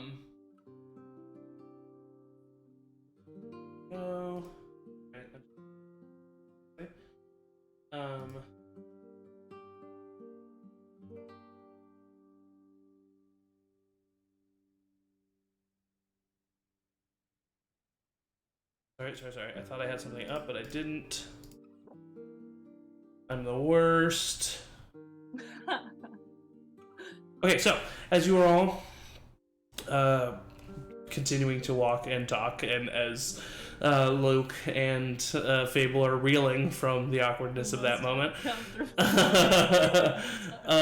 you all hear a noise. Actually, Grace and Kate, you hear a noise first. From about a few hundred feet in front of you. It's a familiar noise. You've heard it before. As you hear kind of a... I immediately put up a hand, having very much told them all of the hand signals they need to know about being on this mission. In staggering order, people kind of stop. It's definitely not a well-oiled machine of everyone just stopping. Any footsteps I hear, I just kind of look like. Yeah. Grace immediately gets out her flashlight and is shining it forward. But as of right now, you don't currently see anything. You've been in the maintenance tunnels before. The audio's playing with your head. The acoustics in here are nuts, and sound really travels. So it's hard to pinpoint anything as you hear kind of another...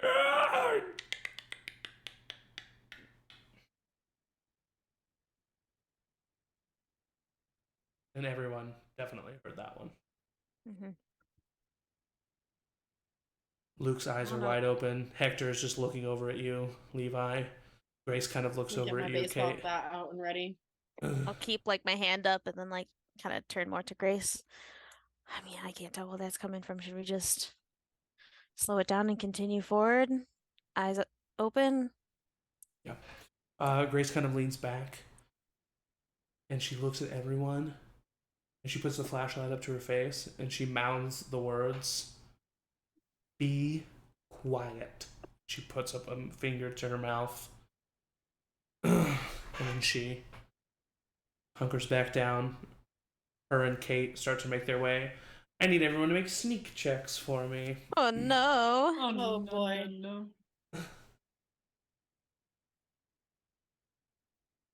Good God. Not sneaky. Got a 12. Okay. 13. 13. 19. 19. It's an 8 total. 8 total. All right. I know. As you step forward, everyone is kind of making their way. You're occasionally, you step on a shard of glass that kind of cracks, and you have to stop for a moment, lift up your feet, continue on. Levi, you start to hear a noise behind you, and you turn to focus on it. Not even turning your full attention, but just your ear gets lifted up over your shoulder as you continue to walk forward. And you're listening, and you can swear that you hear the creaking guttural noise from behind you.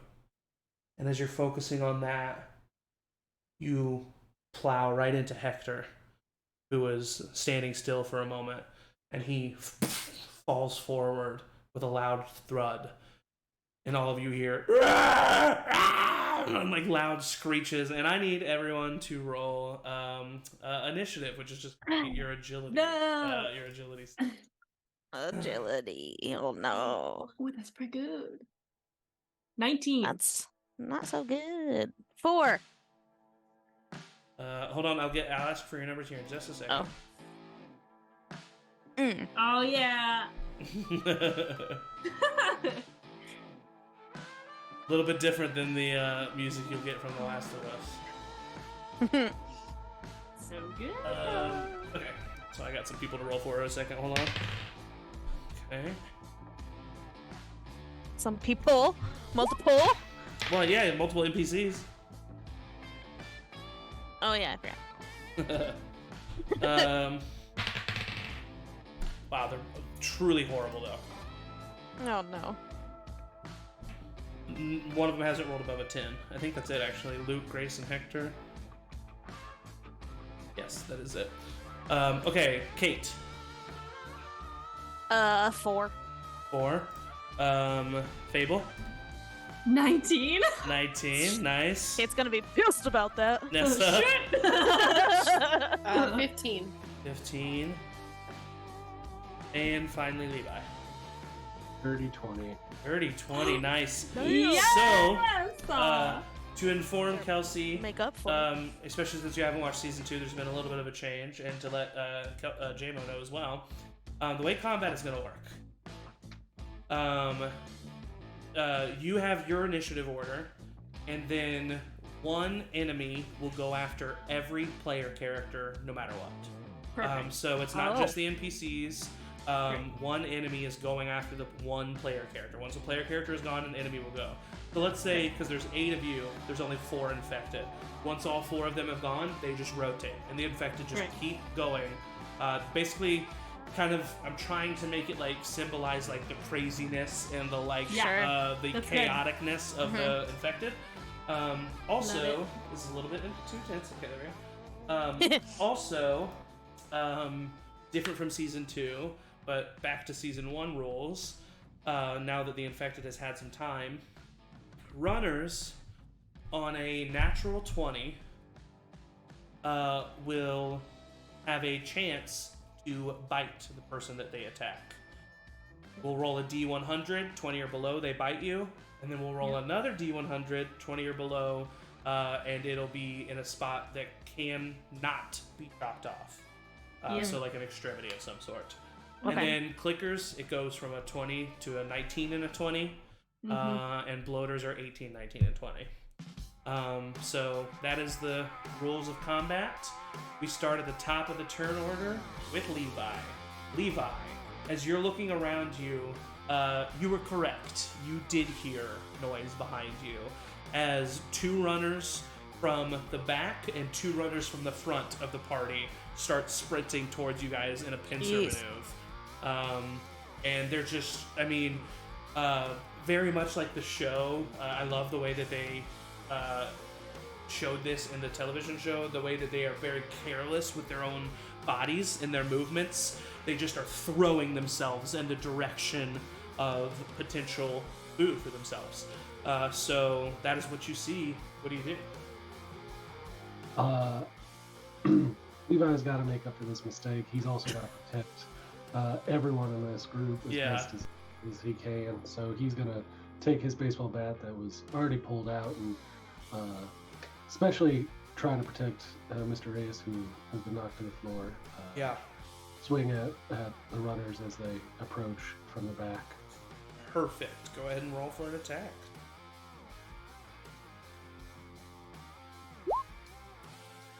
That'll be a 21. Nice. Hold on just a second.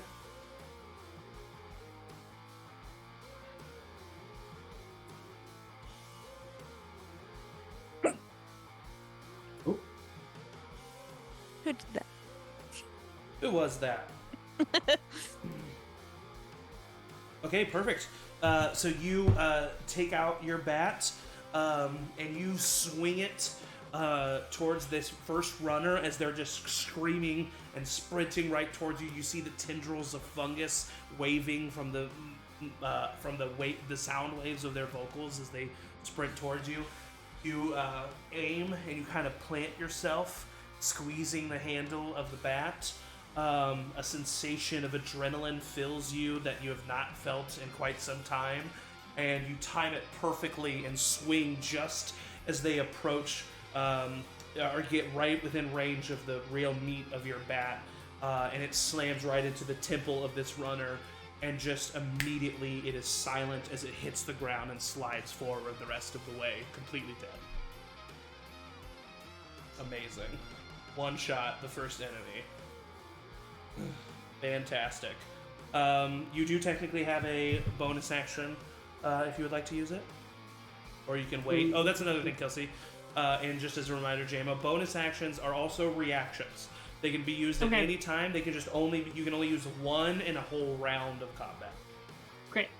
So you can save a bonus action to use it as a reaction, but you can't use a bonus action and a reaction. Correct. Cool. Love it. That's great. I think as at this point in time, I'm trying to like take up space too. For sure. Yeah. I'm not gonna like, try and take cover or anything like that. So.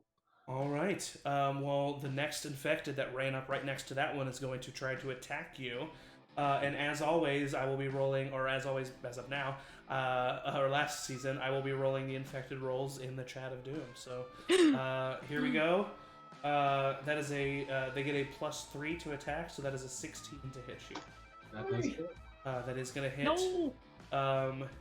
You take 4 points of damage as this infected comes and just you were kind of followed through with the bat, and you saw the runner coming at you, but there's just not much you can do as it just slams into you, knocking the wind out of you, bruising some of your ribs, causing you a good chunk of damage, and it's just there ready to attack you again. But that's the end of its turn, and it is now Fable. Hey! Okay, so one is dead, so how many are left? There's one in the back, 2 in the front that you can see. Cool, so I'm gonna... I have a handgun, and I've cleaned it. Yes, you have. Allegedly, so I'm gonna pull that out, and I'm gonna try to shoot. And can we use our real dice, or should we use the? No, you can use. Yeah, as of right now, you can use your real dice. I'll only ask for the chat on real important rolls. Okay, that's a 17 plus 4. Which is a 21, which is the headshot threshold for a runner. So which one were you attacking? Were you attacking the one that was whatever's by closest so to us? You were in the back. Actually, so the one that's attacking Levi. Yeah, and you were in the back, so that would be the one closest to you too. So Levi, you get slammed into, and you kind of She's lose like, your shit. Perfect, amazing. You like lose your balance, almost starting to fall. You can like, I mean, your life is flashing before your eyes in this second because if this infected gets on top of you, it's done. But as you're kind of losing your balance, you hear, holy shit, and a bullet. I mean, I'd like to think that Fable's like aiming for the chest of the guy, but like misses and just like and blindly, that's correct, completely headshots. As yet another infected falls to Levi's feet and goes down on the ground. And she'll like hold the gun and like be like, oh no, and she'll use her bonus action at that point to take cover. Okay, yeah. And add 3 to my AC. So she's gonna like, maybe there's some like barrels or for sure. There's some kind of exposed pipe somewhere. Oh no. You just like you actually like crawl like there's a pipe like going along the wall and you get on the other side, so there's just like a pipe between you and anything coming your way. No. Perfect. So that's the end of Fable's turn. Kate, as a runner is sprinting right towards you, it leaps in the air. You shoot it a couple times in the legs, just misjudge the height of it, as it is now going to attack you. That is a 13 to hit. Yeah. That hits. Okay, so that is going to be only 1 point of damage. Okay, alright. As it just kind of lands and like basically just like bruises your arm as it hits you. But that's going to be the end of its turn, and we're going to go to Nessa. Cool. I am going to just swing at... Is there still one attacking Levi? No, the 2 in the back are taken care of. Okay, then I'm going to head to the front. You guys were so worried about us. I'm going to head to the front and attack with my baseball bat. Amazing. You don't know that. 22 to hit. 22 to hit. You guys are dealing with these runners. You just the one that's I'm assuming you're gonna do the one that's like currently attacking Kate. So there's a runner right in front of Kate. You take your baseball bat, swing it around, and you just like slam right on top of the head of the one facing Kate. Kate, its eyes look at you. Its eyes immediately roll in the back of its head, and it falls to the ground dead. Nope. Do you do anything else, Nessa? Not right now, no. Okay. It's now Luke's turn. Luke is going to take a shot at the other infected heading towards Grace.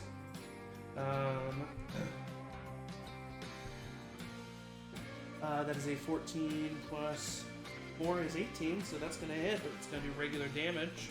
Doesn't infected go after Nessa's turn though? Oh yeah, you're right. Yep, thank you for the reminder. So... Keeping it real. Teacher! I know.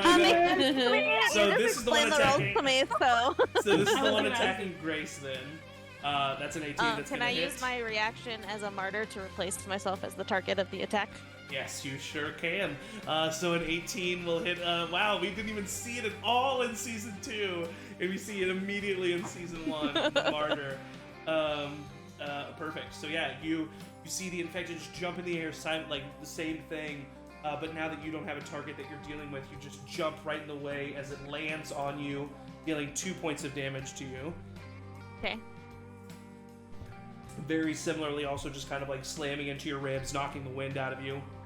Luke takes in a shot, and it hits the infected right in the neck. Blood starts pouring out, but it is still standing and alive. Luke is then just going to kind of like... Fable, make a vibe check for me. Oh. In the middle of combat. What? That's a 12. 12. Luke stands in front of you and the infected that he can see, but you don't know why. What are you doing? So that's the end of Luke's turn. It's now Grace, who's going to fire at the infected that you just replaced her from. Does it not attack me again? No, because that was Luke's turn. So it went from Luke to Grace. It's after every So player NPCs, character. it doesn't. Yeah. Player. I love that. Okay, gotcha. It's after every player character, yeah. Because Love it. otherwise it'd be a little bit too much.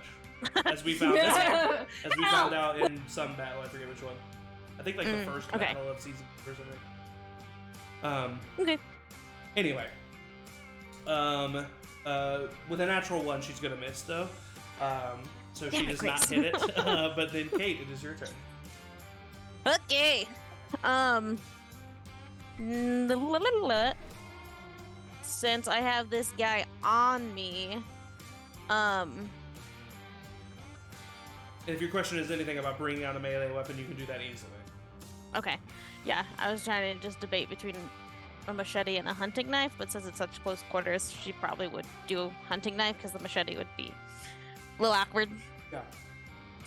Hunting knife. I'm gonna switch up dice. Let's see if that fucks me or not. It did not. Dirty 20. Dirty 20, nice. That is going to hit and do full damage. Full damage for that would be 7. 7. With a 7, you're and the damage that Luke did earlier with the shot.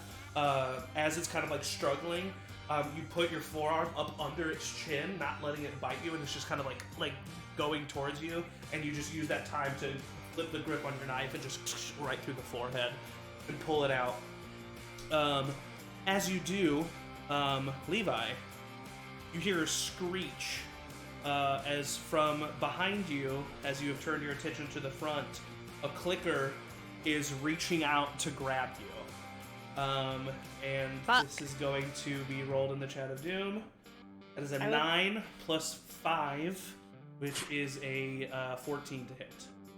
I would like to use my bonus action mind games Okay. to give that Ooh. enemy disadvantage. Can I do it in the way that, like, if I see that it's about to attack Levi, I want to make a sound like a clicker to make it turn a little bit? Sure, yeah. Give it disadvantage. 100%. Let me roll again. That's even lower. So a 7 plus 5 is a 12. Does that hit you, Levi? It matches my AC. Okay, so it Oh, is no. still going to Damn. hit you. Can I take cover now? You know what? I mean, I say that you can use your bonus actions as reactions. I'm going to say yes. That's true. All right. You can. So Hell yeah. you see this clicker Clicker. The clicker's coming. You see this clicker coming to attack you, and as soon as you do, you just instinctively like dive and get on the other side of the pipe, right beside Fable. And this clicker is now just like reaching over the pipe at you guys. What up? Oh shit! What are you? Be quiet. Yeah. So it's like it was reaching towards you, and then you just hear from like the center of the group. This obviously human, like it's very, like you can tell the difference between a human clicker or a human imitating a clicker and an actual clicker, but that doesn't mean a clicker can. It hears a noise that's like similar. It's almost like this like undulating that you do with your voice, and it distracts for just a second for Levi to get underneath that pipe, and it's struggling to get him. After that, by the way, Kate, now that you've had your turn, your martyr, like your bonus action's now back. Okay, So it's not the top of the complete turn. It's like D&D. It's like your reaction comes back after your turn. Gotcha. Cool. So that's the end of that clicker's turn. It's now Hector's turn. Hector is going to just take cover. He's a scaredy boy. Come on, Hector. And that is the end of his turn. Levi, you're up. All right. I'm gonna come out of cover. I just did my reaction, but it's now my turn, so I You get it back. get my section back. Mhm. I am going to swing on the clicker. Okay, yeah. Swing away, Meryl. It's so much fun and more fun when we've got an actual baseball bat. I know. That's true. 22. 22 is going to hit, but that is not going to reach the headshot threshold for a clicker. Great. So it'll hit and do full damage. Going to swing. So it's a D4 plus 4, and I'm going to use my pummel. Ooh, nice. To Okay. add 4 to that, so it's 9 total. 9. Yeah, that's actually a new bonus action for this season for the brawler. I changed that up. So, so you use pummel. You just really. I like to think that maybe, like, at 8 years old, Levi was like starting to like t-ball, like like little league or coach's pitch probably at that age phase of his life. And so you just like you almost like a kid, like you imagine yourself up to the plate and you just rear back and swing, and like one of the hardened edges. Hey, music! I'm explaining something. One of the hardened fungal edges of the crown of the clicker snaps off and breaks, and it seems to like go a little bit loopy, but you've caused full damage to it. That is the end of your turn, and then I'm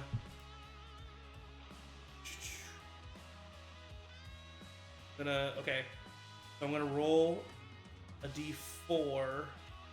Evens is 8, odds is Grace. Okay, so that it's odds, so that's Grace, right? Martyr. Kate, Martyr. Okay. Either way, it's gonna be me. We know that. All right, well, a clicker comes out of the darkness, sprinting forward, and is going to attack now Kate. So that is a 14 plus 5, which is a 19 to hit you. Yeah. And that is 3 more points of damage to you, Kate, as the clicker swipes at your abdomen, actually breaking skin, causing you to bleed. Huge claw mark down your side. But that's the end of its turn, and it is now Fable's turn. I have the feeling that Fable is not thinking through ammo right now. Okay. Yeah. Like, to be fair, also I don't have any other weapons. Yeah. So she's gonna stand up and shoot the clicker that just attacked Kate. Okay. Perfect. Is the goal. Yeah. Go ahead. I will take a picture of this. No, I believe you. Is it a natural 20? It's a natural. Amazing. Yes. What is that total? Plus 4, 24. 24. Okay, that is going to be enough.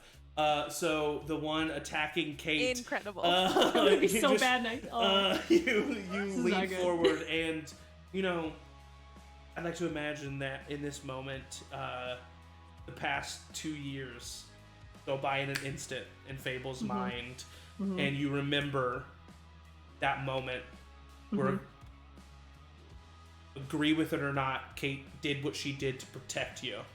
Yep. And that comes to your brain, and you squeeze that trigger on an exhale, hearing Lex's words breathe behind your in the back of your mind, and you let loose, and that bullet slams right into the clicker attacking you.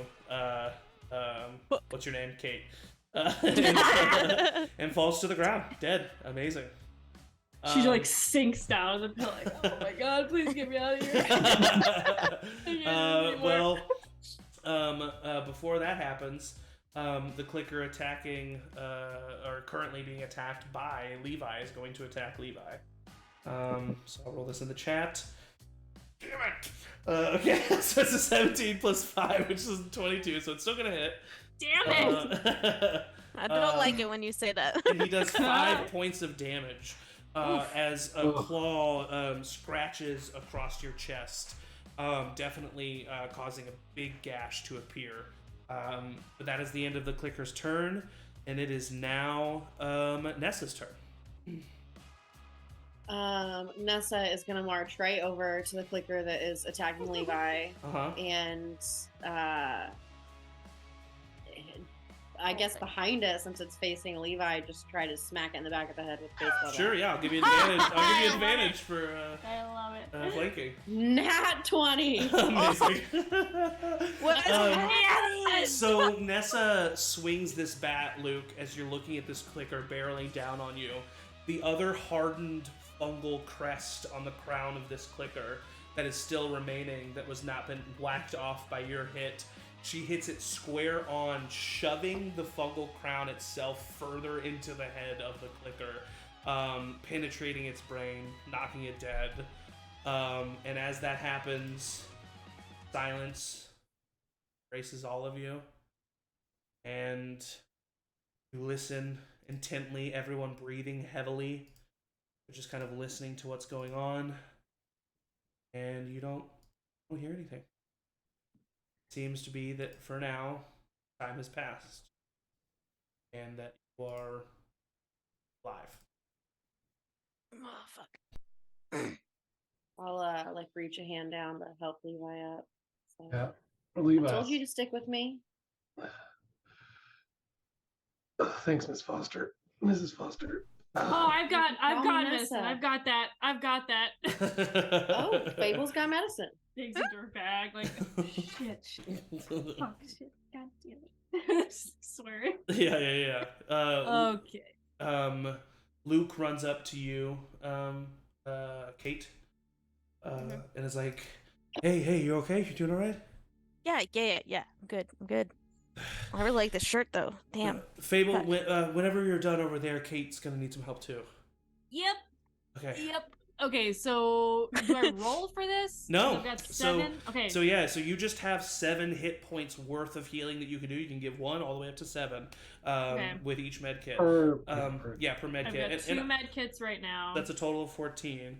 I just like to think that, I mean, I know, Fable's not medically trained or anything like that, but all of her time alone, reading the survival manuals that you've written, even hell, the first aid, like, you're the one that like sits there reading the back of the box for fun, you know what I mean? So 8,000%. So yes, you're just, you have that, much. yeah, you just have that knowledge of how to use this stuff in a little bit more of an efficient way. Yeah. Yep. Okay, cool. So I assume Levi's pretty hurt given all of the attacks. So yeah, Levi is at a 6 out of 15. Cool. 6, 11. Ouchies. I could just give all 7 and then do the other part of the other one for Kate if we want to do that. If you could just close up these wounds and get me back to 10, that would be sufficient for now. No, just give him it all. We barely left. She's like, yup, and then does all 7. Amazing. And is like, God, that was so cool. Like, just so good. Great job. You're gonna be just fine, okay? And just as a reminder, I will say, you do have at least one of every crafting material. So you're not as spared for resources as you were, like, say, in season. So, and if you use a med kit but don't use like all of the You healing can of it, carry it over. you To... like keep a partial med kit basically still and can. Okay, Yep. cool. Yeah, except Yep. and the only like real thing you need to keep track of is, you know, Kelsey's using it right now. Let's say she uses let's say she used 5 of the 7. You would then not be able to get 2 more out of it. Yep. So it's still regular people can still only get 5 points of healing out of something. So basically what that means is if she hands you guys a med kit, you -2 from what's in it. If you guys give her one, you're gonna +2. So that's basically how that works. Copy that. Yep. So she'll handle Levi's wounds, and then per instruction, run over to Kate. We'll use all of it, save some of it. And she'll just be like, "Okay, how much do you want her to use?" She would say use roughly half. So she'll use 4 of the 7, so she'll have +3 left. As this is happening, Grace is kind of just like doing a perimeter check. Kind of orders Luke to do the same on the other side, just to make sure everything's clear. Yeah. Yep.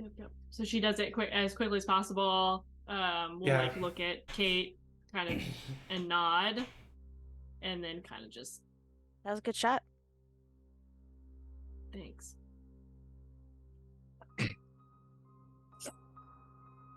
And she'll walk away. This place was supposed to be fucking clear, Grace says. Yeah, I know. If they got down here, that means there could be more of them. Yeah, we don't know how many more. So we need to be a little bit more strict on the chit chat till we get up on the surface, alright? Okay. Luke? And Luke's kind of in the back, and he like has still been facing the other direction, turns around, nods. Yeah, I think we're clear. Everybody kind of nods. Grace says, alright, how's everybody else feeling? Is everybody good? Does anybody else need anything? Perfect. She looks Levi, over. did you get bit? Everybody check. No, I'm clean. Okay. Grace puts a hand on your shoulder. You alright? Yeah, I mean, no bites, just still banged up, scraped up. Good. Alright, good.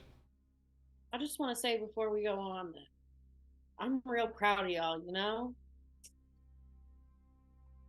I mean, yeah, for your first mission for most y'all. Wow. Yeah, we didn't do too half bad, and I just pat Fable on the shoulder. Yeah. Talk about throwing like into the biting her lion's lip, den. like kind of pulls her hood a little closer and is just like, sure, yep. Grace says, you got some arms on you, preacher. Didn't expect that.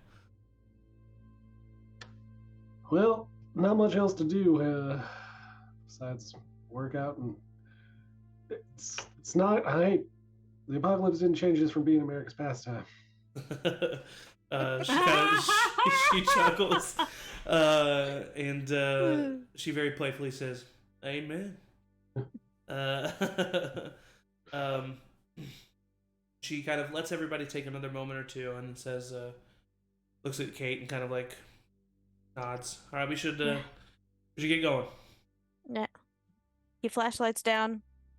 Keep your feet quiet. Mum's the word. And I would say, let's limit gun use, maybe, until we're on the surface. I don't have any other weapons. She's like whispering fair. loudly because there's just still enough to talk. She's like, Yeah. And I'll take my hunting knife that I still have out and give it to you, and I'll take out my machete and walk back to the front. we'll pocket the gun and hold the knife. Amazing. You all continue to walk through the tunnels in relative silence. Maybe the occasional hushed word spoken here or there. But you're able to travel without issue. And you eventually make your way to the surface. It is nighttime. But it's a clear night and it's a full moon, so you're able to see pretty well, even without flashlights at times.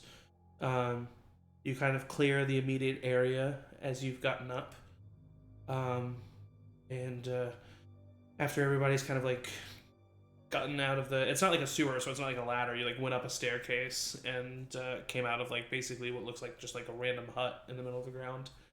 And as you look around, you see very old, faded tents, roughly thrown together.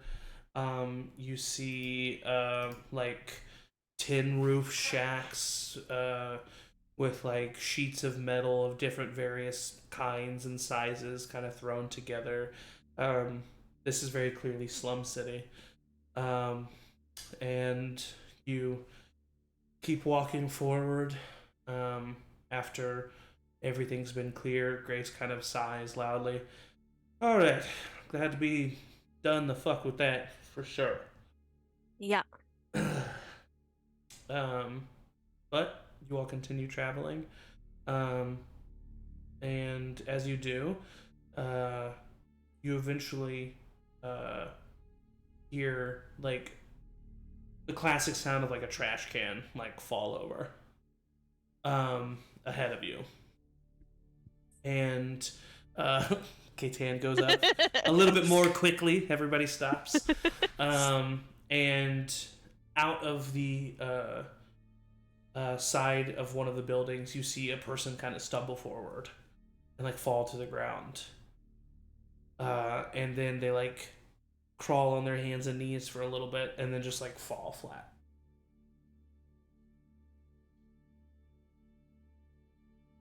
I look around and kind of give Grace a side eye of like, probably have seen this kind of thing or know of this kind of trick. So do I mean, probably not because they're probably well hidden, but if I look around, do I see anyone else? Yeah, roll a search check. In cover. God damn it. I feel like today I've only rolled 3s and 18s. That's my only choices. So this was a 3, which is a 7. Nope, you don't see anybody. Okay. Go ahead and roll a vibe check as well. Vibe checks. 16. Was it an 18? Oh, okay. It was a 10 last time. Hector seems pretty spooked. Genuinely spooked. Hector always seems spooked. It's true. It is true. Hector, you seen this before? Shakes his head. He looks at Nessa. What did you say, Nessa? I said, well, geez, y'all, are we gonna go help them? Oh, Yeah, Luke kind of shakes his head. Fable's shaking her head in the back, just like, no. Why? It'd be mighty convenient for someone to just randomly stumble in front of a group of survivors. Yeah. Alright, well, what else are we supposed to do? That's the way we gotta go, right? Yeah, we can go around. It won't be that much longer. There's another block over, you know? Mm-hmm. Alright, I'm following your lead. Yeah. Grace, you want to take the head? I'm gonna take the rear. Just make sure nothing comes up behind us. Yeah. Grace starts to walk to the back of the group, and as everybody starts to generally kind of switch direction, right in front of Grace, the ground explodes from a shot. You don't know where it came from. Fuck. I switch out for my rifle and I have that trained and I'm just looking around. Can't see anything. You look to the dead body on the ground, and they are leaning up with a handgun pointed towards you. I point it right back. Another shot kind of pings and hits right in front of Kate, and then you hear a voice, not the guy that is laying down, but a voice coming from a direction that you can't hear. All right, seems we got ourselves a little bit of a pickle. No, I never liked pickles. Me neither. They ruin anything good. How about we get ourselves right on out of this and you just lay your weapons down on the ground? Clearly we have the jump on you. Clearly we have good aim. Maybe you can just make sure those weapons are put down. quick like. Could also have really bad aim. They're You want to trying find kill us out, with those smart 2 mouth? shots. That's what I thought. They always have smart mouths until we shoot them off it. So, put the weapons down. You got 5 seconds. Can I tell what the voice is coming from? You can attempt to make a search check. I'm not good at searching. Well, then maybe stop looking around. Can I try to look around too? Of course you can. Roll a search check. Anybody Yeah, who wants to. 17. 18. Okay. Nessa's. I'll give it a shot. Not. Yeah. Just because. Sorry. Nope. It's not a 20, so you don't know exactly where it's coming from, but both you and Fable know the cardinal direction it's coming from your way. And were we heading like closer towards it or farther away? Kind of beside you. You're heading south. Hmm. And the guy on the ground is south. You're hearing it west. Who's near me? Just like your friends? Like who's like next to, who can I kind of like, Luke is near you. so if I can possibly like, as I'm taking out my knife and putting it down, if I can like that way. Yeah, So that he Oh, also okay, knows yeah. it's Oh, west. I see. Yeah, Like yeah, so totally. more people know where. Completely. Yeah. He Yeah. meets your eye contact, nods, takes out his handgun and puts it in the air. She doesn't take the gun out, she takes the knife out. Yeah. Puts the knife down. He had his gun out, so he puts that down. Mhm. I still hold the rifle, but I'll like take the machete too. And as I put that down, I'll like look at Grace as the like, what do we do here? We fight? We Grace- run? I want to fight, but Grace looks at you, and fuck it, she just kind of like has a a hush conversation with you, and she just says, "I don't know if I'm willing to find out if they're as good as they say." well, I gotta come out to get the weapons, so maybe we can get the jump on them that way. All right, certainly worth a try. Yeah. And I'll put the rifle down and keep the handgun that I have, like Okay. classically in the butt of my pants. Yeah, similarly, I'll put my baseball bat down, but I have a handgun and a hunting knife that are both concealed, so Okay. I'm going to keep them. Yeah. Eventually, figures start to appear from the sides. You see 1, 2, 4, 6. Jesus. As a total of 10 people make themselves visible to you. 10? And they all have weapons pointed Yikes. at you. The one down on the ground stands up and walks over. And the 10th person, the last person, walks out. He has black square frame glasses and a short shock of white hair. Looks younger than he should for having that white hair. And he steps forward and he says, well, looks like y'all aren't as dumb as I thought you could be. So that's a good, pleasant surprise. Gotta take. Now listen, I have one question and one question for you. And I'm a man of my word. You answer this question truthfully, and trust me, I will know. You can go on your way. As a matter of fact, we'll even give you some food for your trouble. So, my one question is this. Do any of you know Tori Baker?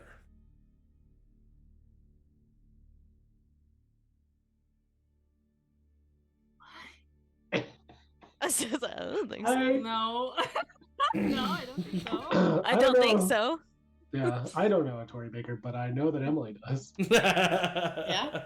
Emily knows a Tory Baker, and Nessa Fam- does not know a Tory Baker. It was like, Kind of looks around. Oh, well, fuck. I really thought, you know what? I mean, genuinely, y'all were a tough-looking group. I thought you were the. Doesn't matter. Listen, I'm sorry about this, y'all. Well, we are tough for the record. I can We're see tough. it. We I just can don't see know it, Tori lady. Baker. Listen, there's an individual who attacked our group, killed some women and children. It was a horrific, horrible thing. We've been looking for him, and we will find him. But I can tell from the looks of your faces, you genuinely don't know who I'm talking about. Where are y'all coming from? Levi, yeah. Can I do a vibe check? Of course you can. operations? Yeah. Yeah, I would like If to I'm- also vibe check if I may. Please do. Not that I'm good at that one. I am, but this once I'll let other people. What'd you- 15. 15, would you say so? Dirty 20. Dirty 20. With a dirty 20, this man is hard to read.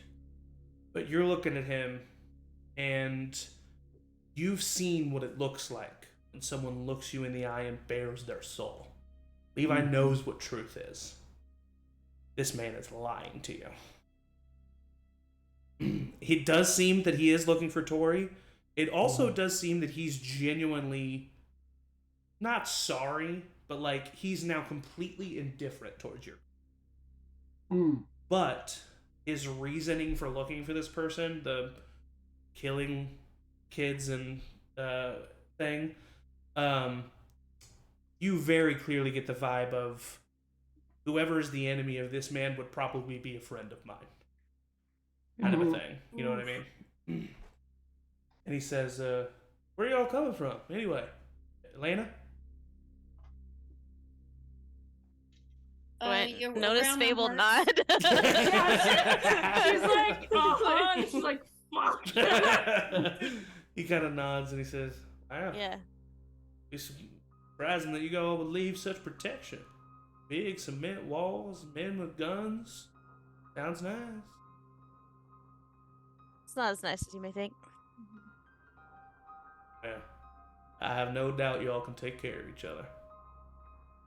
But listen here, we've got 3 cans of peaches, 2 cans of beans, a couple cans of corn. They're yours.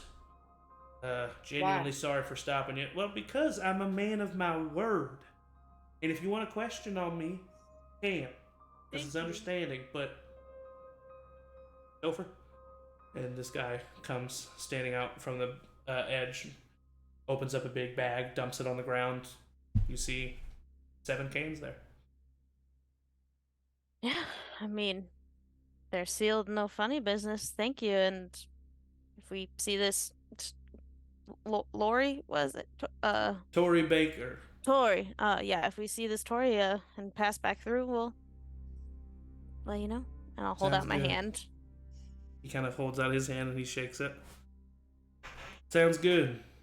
If you ever do find Tori, you can find us. You can travel a little bit further west from here. Follow the signs for the Lycans.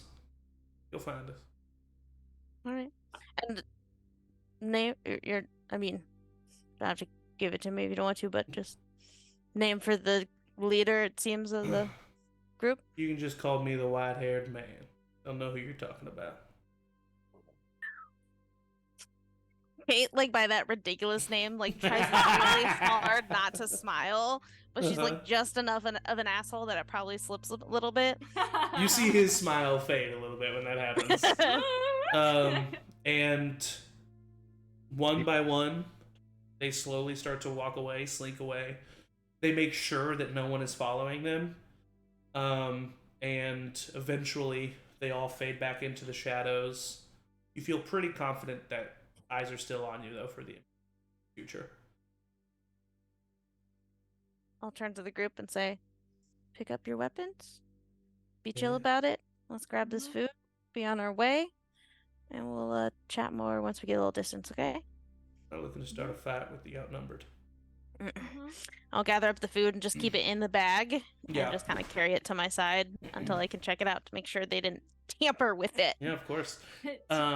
You all continue to head a little bit further south.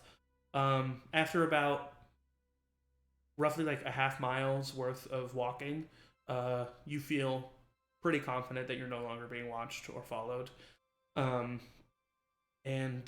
after about another half mile's worth of time, Grace kind of looks back at the group and says, "All right, I don't know if we should stop for the night, but we should at least stop for an hour, so we need a break. This place looks all right." And she kind of like goes to like a shack that's a little bit larger, and literally not even like glass in the larger window, but it's four walls and a roof. And so you walk inside and see that it's truly just like a dirt floor and just like a large open area. There's like a bucket in one really far corner that you can imagine what it's been used for, but it's literally been so long that it's like not even disgusting anymore. It's like fully gone through the decaying evolution.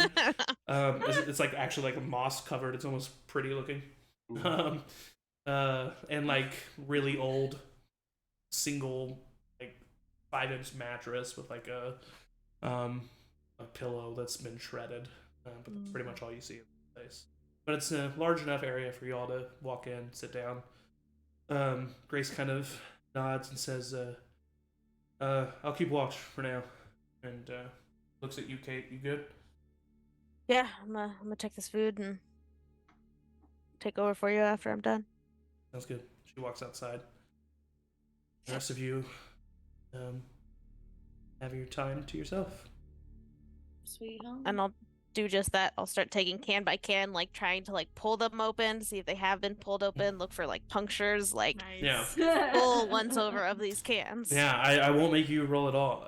They are, some of them are pretty beaten up, but these are sealed cans. As a matter of fact, in the bag is a can opener. Wow. You have one, Wow. but they did provide one. I mean, they seem completely, I mean, there's no way with technology the way it is today that these could have been tampered with. Cool. Yeah. How many are there? 7 total cans, 3 peaches, 2 beans, 2 corn.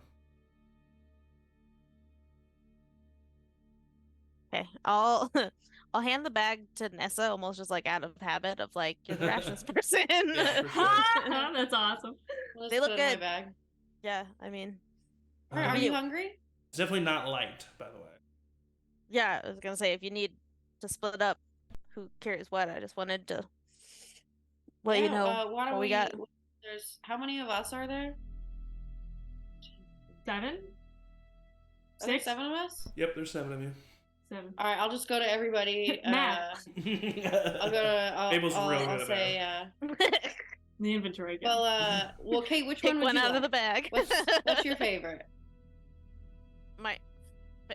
my favorite food? Looks like you got green beans, you got peaches, you got something else that I can't remember. Corn. And you don't have green beans either. They're like regular beans. They're just like baked beans. black beans. Baked beans. They've turned green Peaches. over. Oh, Ew. The beans formerly known as black. I honestly don't have a favorite, so I'll take Well, then whatever's close left. your eyes and pick. All right, and I'll just grab a can. And I'll Statistically, kind you of get peek peaches. and just grab beans. Oh, okay, you grab beans. Okay. I grab beans, figuring the other ones would probably be more of a delicacy Luke- for others. Luke tries to keep his cool, but practically sprints up to you to grab a can of peaches. All right, everybody, come pick one. Dinner time. Quickly grab a can of peaches and toss it to Fable. She'll take it. She'll take it, but she's like sitting off in the side. Like she'll take it and then like kind of go off to the side and start like Rubik's cubing for her life. This is not like Yeah. a part of her brand. So she's like just focused, hyper focused on it. Can is I'll- sitting next to her. I'll get corn and go take it to Grace. Okay, yeah, she thanks you and nods. And I'll just stay out there and kind of keep watch with her as we Okay. eat. Yeah. As this is happening, and as you all are kind of having some leisure time, Hector walks up to you, Levi, and he says, "Levi, I'm really sorry for what happened down there. Literally, the one thing that I didn't want to happen on this trip has happened. I asked you to come. That happened because of me. I think I'm as much to blame. I ran right into you. I stopped. I was scared. I thought I heard something. Fear just shot through me. I just remembered the garage and everything that happened, and yeah, I'm really sorry. Hey, you're human. It would be weird if you weren't scared. I should have. I'll try to do better. You've made a big step in proving to me your trustworthiness and your friendship, and I'm going to take that step too. Yeah. You haven't heard of this Tory Baker, have you? No. I have heard of the Lackens, though. They're not a good group. Yeah, what do you know about them? They're led by this man, mysterious guy. I've never seen him before. Nick Colton. He, well, let's just say them and the Dust Devils get along great. I don't know anybody from the Dust Devils, so when I saw those guys, I thought they might have been them, but... Me too.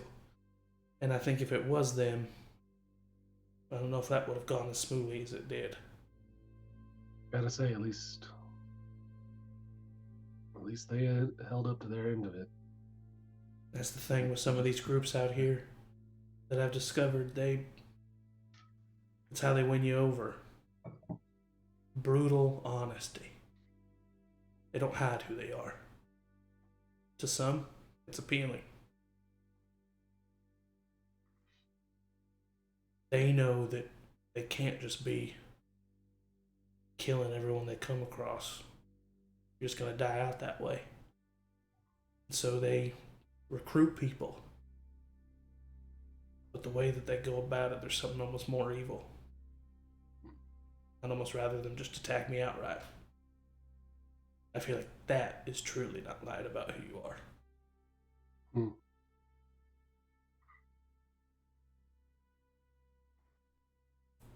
I'll tell you, if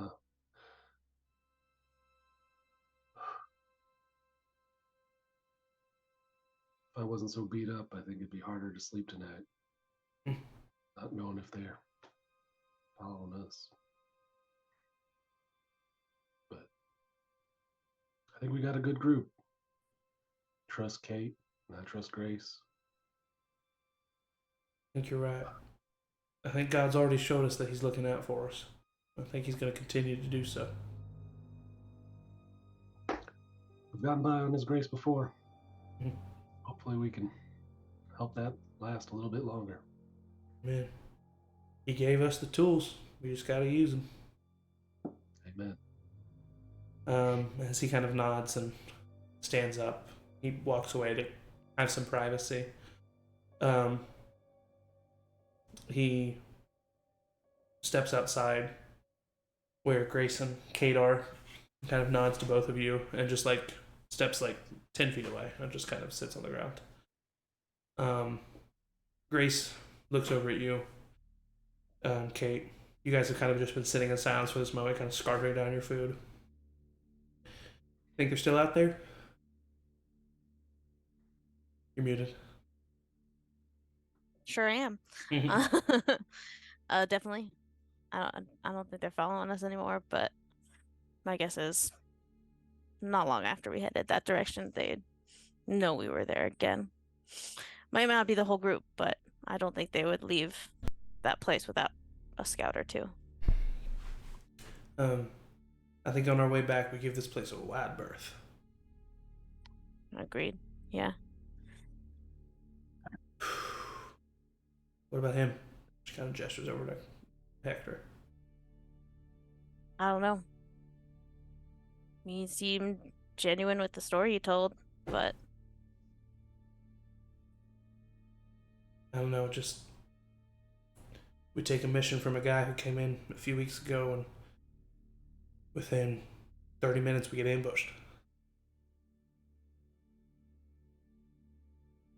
I trust Lucy, but I also trust our guts, maybe more. And this mission is not the easy first timer mission that we were told it should be. The only infected we were supposed to come across was going to be at the outpost.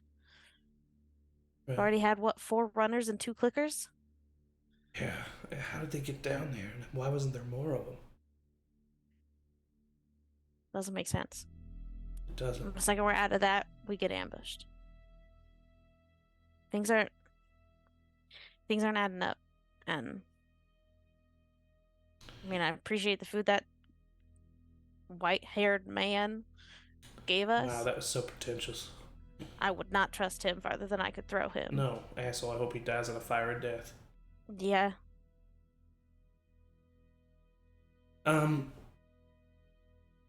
Use that hat to your advantage, okay? Keep that head on a swivel. Yeah. Alright, I'm And gonna if go... we What? Sorry? Yeah. if we come across this Tory, Yeah. whoever they're looking for, we run in the opposite direction. I don't want us getting messed up in this, whatever this is. I don't know if he was telling the truth about the person, but if they're a bad person, like as he says they are, I don't want to come with them. And any enemy of that guy, I don't want bringing back to the QZ. Well, we're agreed there. I think that we can barely protect our own as it is. Yeah. I'm gonna go try to just close my eyes for 10 minutes. Yeah, just one more question before you go. Yeah. No, I even hate to ask this, but do you think Lex knows?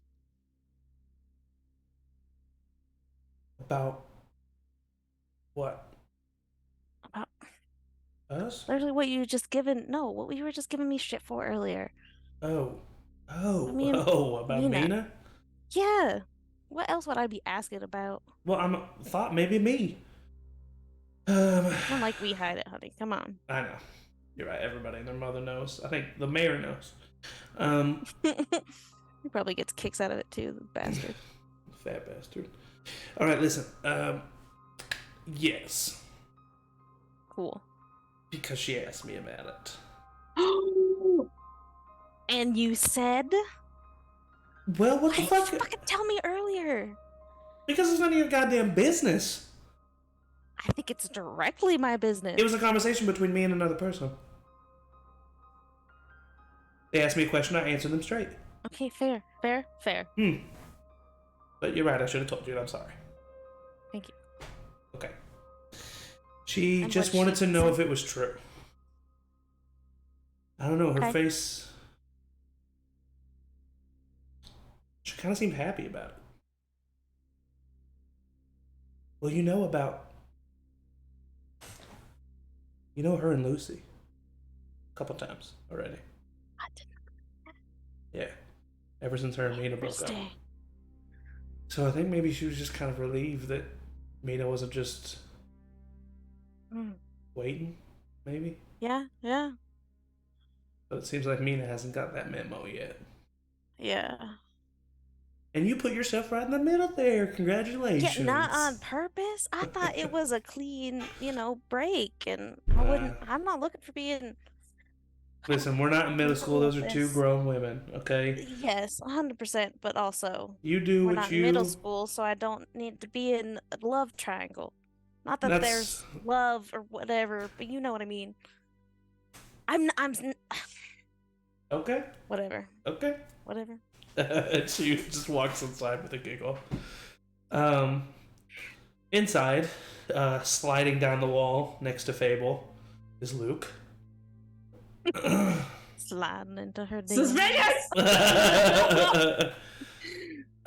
And he's just kind of eating his peaches.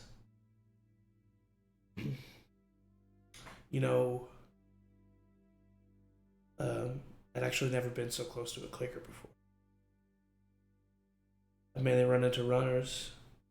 Clickers, I've heard them. Seen one from afar, but never that close.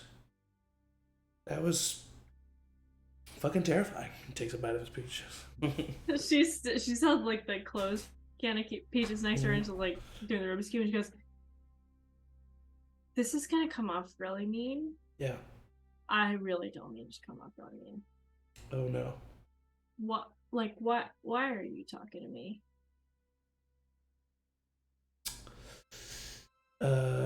I'm sorry. I didn't mean to. I just Not mean. Yeah, not mean. Well then, not mean. You seem like you could use a friend. And to be honest, so could I. There's not a lot of people our age involved with the Fireflies. And I don't know, you're always off by yourself. And I remember being that person. And I remember, yeah, me, with my old group. I mean, there was this guy that I was kind of friends with, and we were good for a bit, but then he went off with another group, and then I was kind of alone. And I don't know, people cared for me. I cared for other people. It was nice, but I don't know, talking to somebody who kind of, I always could tell that you just kind of got it. You know what I mean when I say got it? Like, you get it. Well, you do. No. You do. You get it. And I don't know why I could tell that. You get it, but I think it's because, I mean, if you came down here from Chicago, you've seen a lot. And I get it. And you get it. Because I'm from Chicago. Because you've seen a lot. Okay. That's fine. Maybe I'm off base. Maybe you don't need a friend. And if you want me to leave you alone, I'll leave you alone. But I'd like to talk. I'd like to get to know you more, if that's on the table. On the table? Yeah, I put it on there. I put it right on there, and you can brush it off, or you can stare at it. Fancy words, Luke, on the table. It's like a flat surface with 4 legs where people can often like eat dinner or other various meals, maybe even play a game or two. Yep. Sorry. I am not good at this, so maybe I should just... gonna say something stupid like, if you could beat my Rubik's Cube, we could be friends, but that's never gonna happen, so that'd be a shame.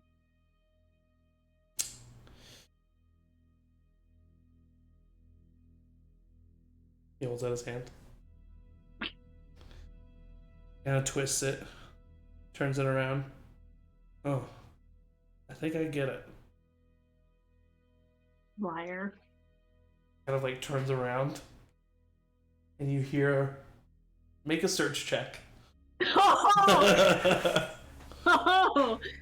17. 17. You hear like a pop, pop, pop, pop, pop, pop, pop.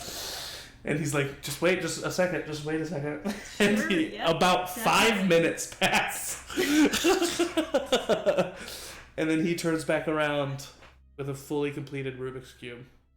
And he puts it in your hand. And he says,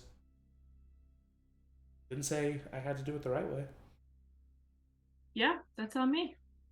I guess we're friends now. Sorry, you're stuck with me. Guess so. Fable. Don't put it in her pocket. Fable, listen, if you want me to leave you alone, I will. Just gotta say so.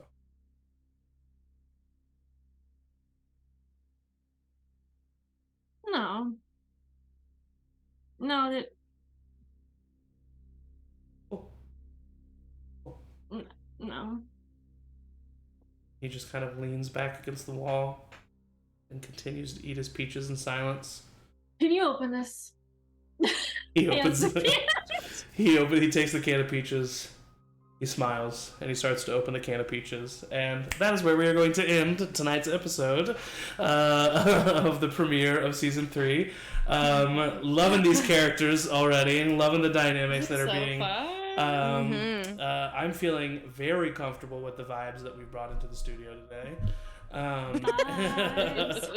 And yeah, no, this is great. I'm super excited to see where we continue to go from here and wherever the party finds them. So thank you so much for watching. This coming Sunday at 2 p.m. Central, we have episode 25 of our Teeroth campaign with a full party, so that'll be great. And then Monday at 7 p.m. Central, we have session 2 of our Monster Hearts Longshot, where you can find both me and Sophie, if you just like seeing us a lot, as well as other great people. And then a week from today, 6:30 p.m. Central, we will have episode 2 or part 2 of season 3. So thank you very much for watching. Stay tuned at Charmed Persons on pretty much all social media for updates on what's to come. Thank you to my players, the best players a GM can ask for, and as always, everybody say bye. Bye. Bye.